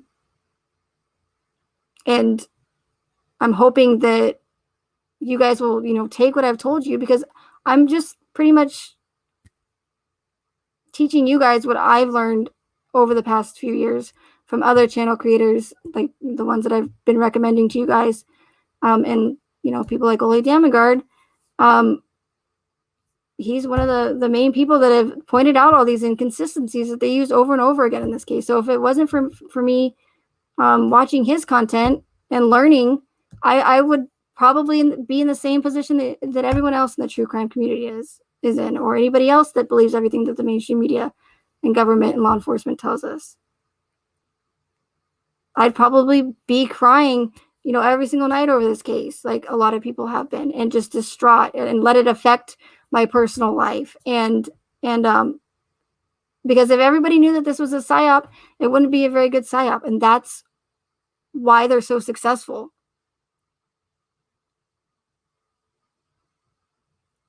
So I'm just, teaching you guys everything that I've learned over the years and how I've come to be able to spot the deception. And like I said earlier, if and when you do get to that point, everything is going to make so much sense with these events, with these tragic events that they're using to push agendas with. And they're so almost like to the point where they're just ridiculous almost. But if and when you get to that point, there's no going back, unfortunately. And it does suck to know how much deception truly there is in this world. But there's so much corruption, there's so much deception, there's so much hate. And just look around at everything that's been going on recently. It's insane. And by fighting over two families that we've never met is not helping us, because it's keeping us divided.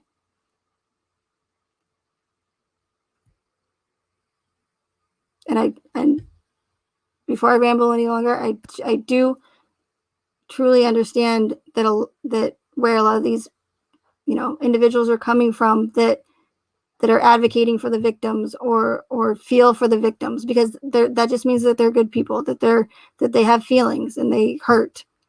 But again, those are the ones that are more easily affected by these psyops and whose heartstrings get pulled at more easily than others who are, I guess, woke per se. I don't like to say that word, but I guess people who are aware more than people who are aware of these of the corruption and deception by our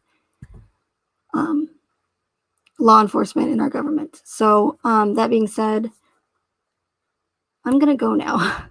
I don't know if I'll keep this live stream up because again, I don't like to get like that, but maybe it's a good thing. I don't know. We'll see. But thank you everyone for being here. I do go back and read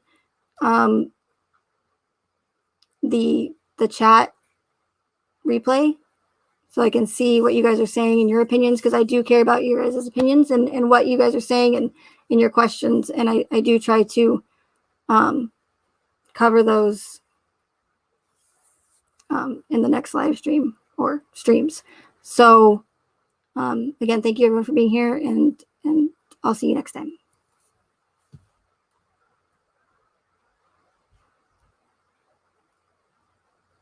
And I'm sorry I was about to end it. I'm sorry I didn't get, and I left it on the screenshot on here. That's probably not what you wanted to look at the whole time.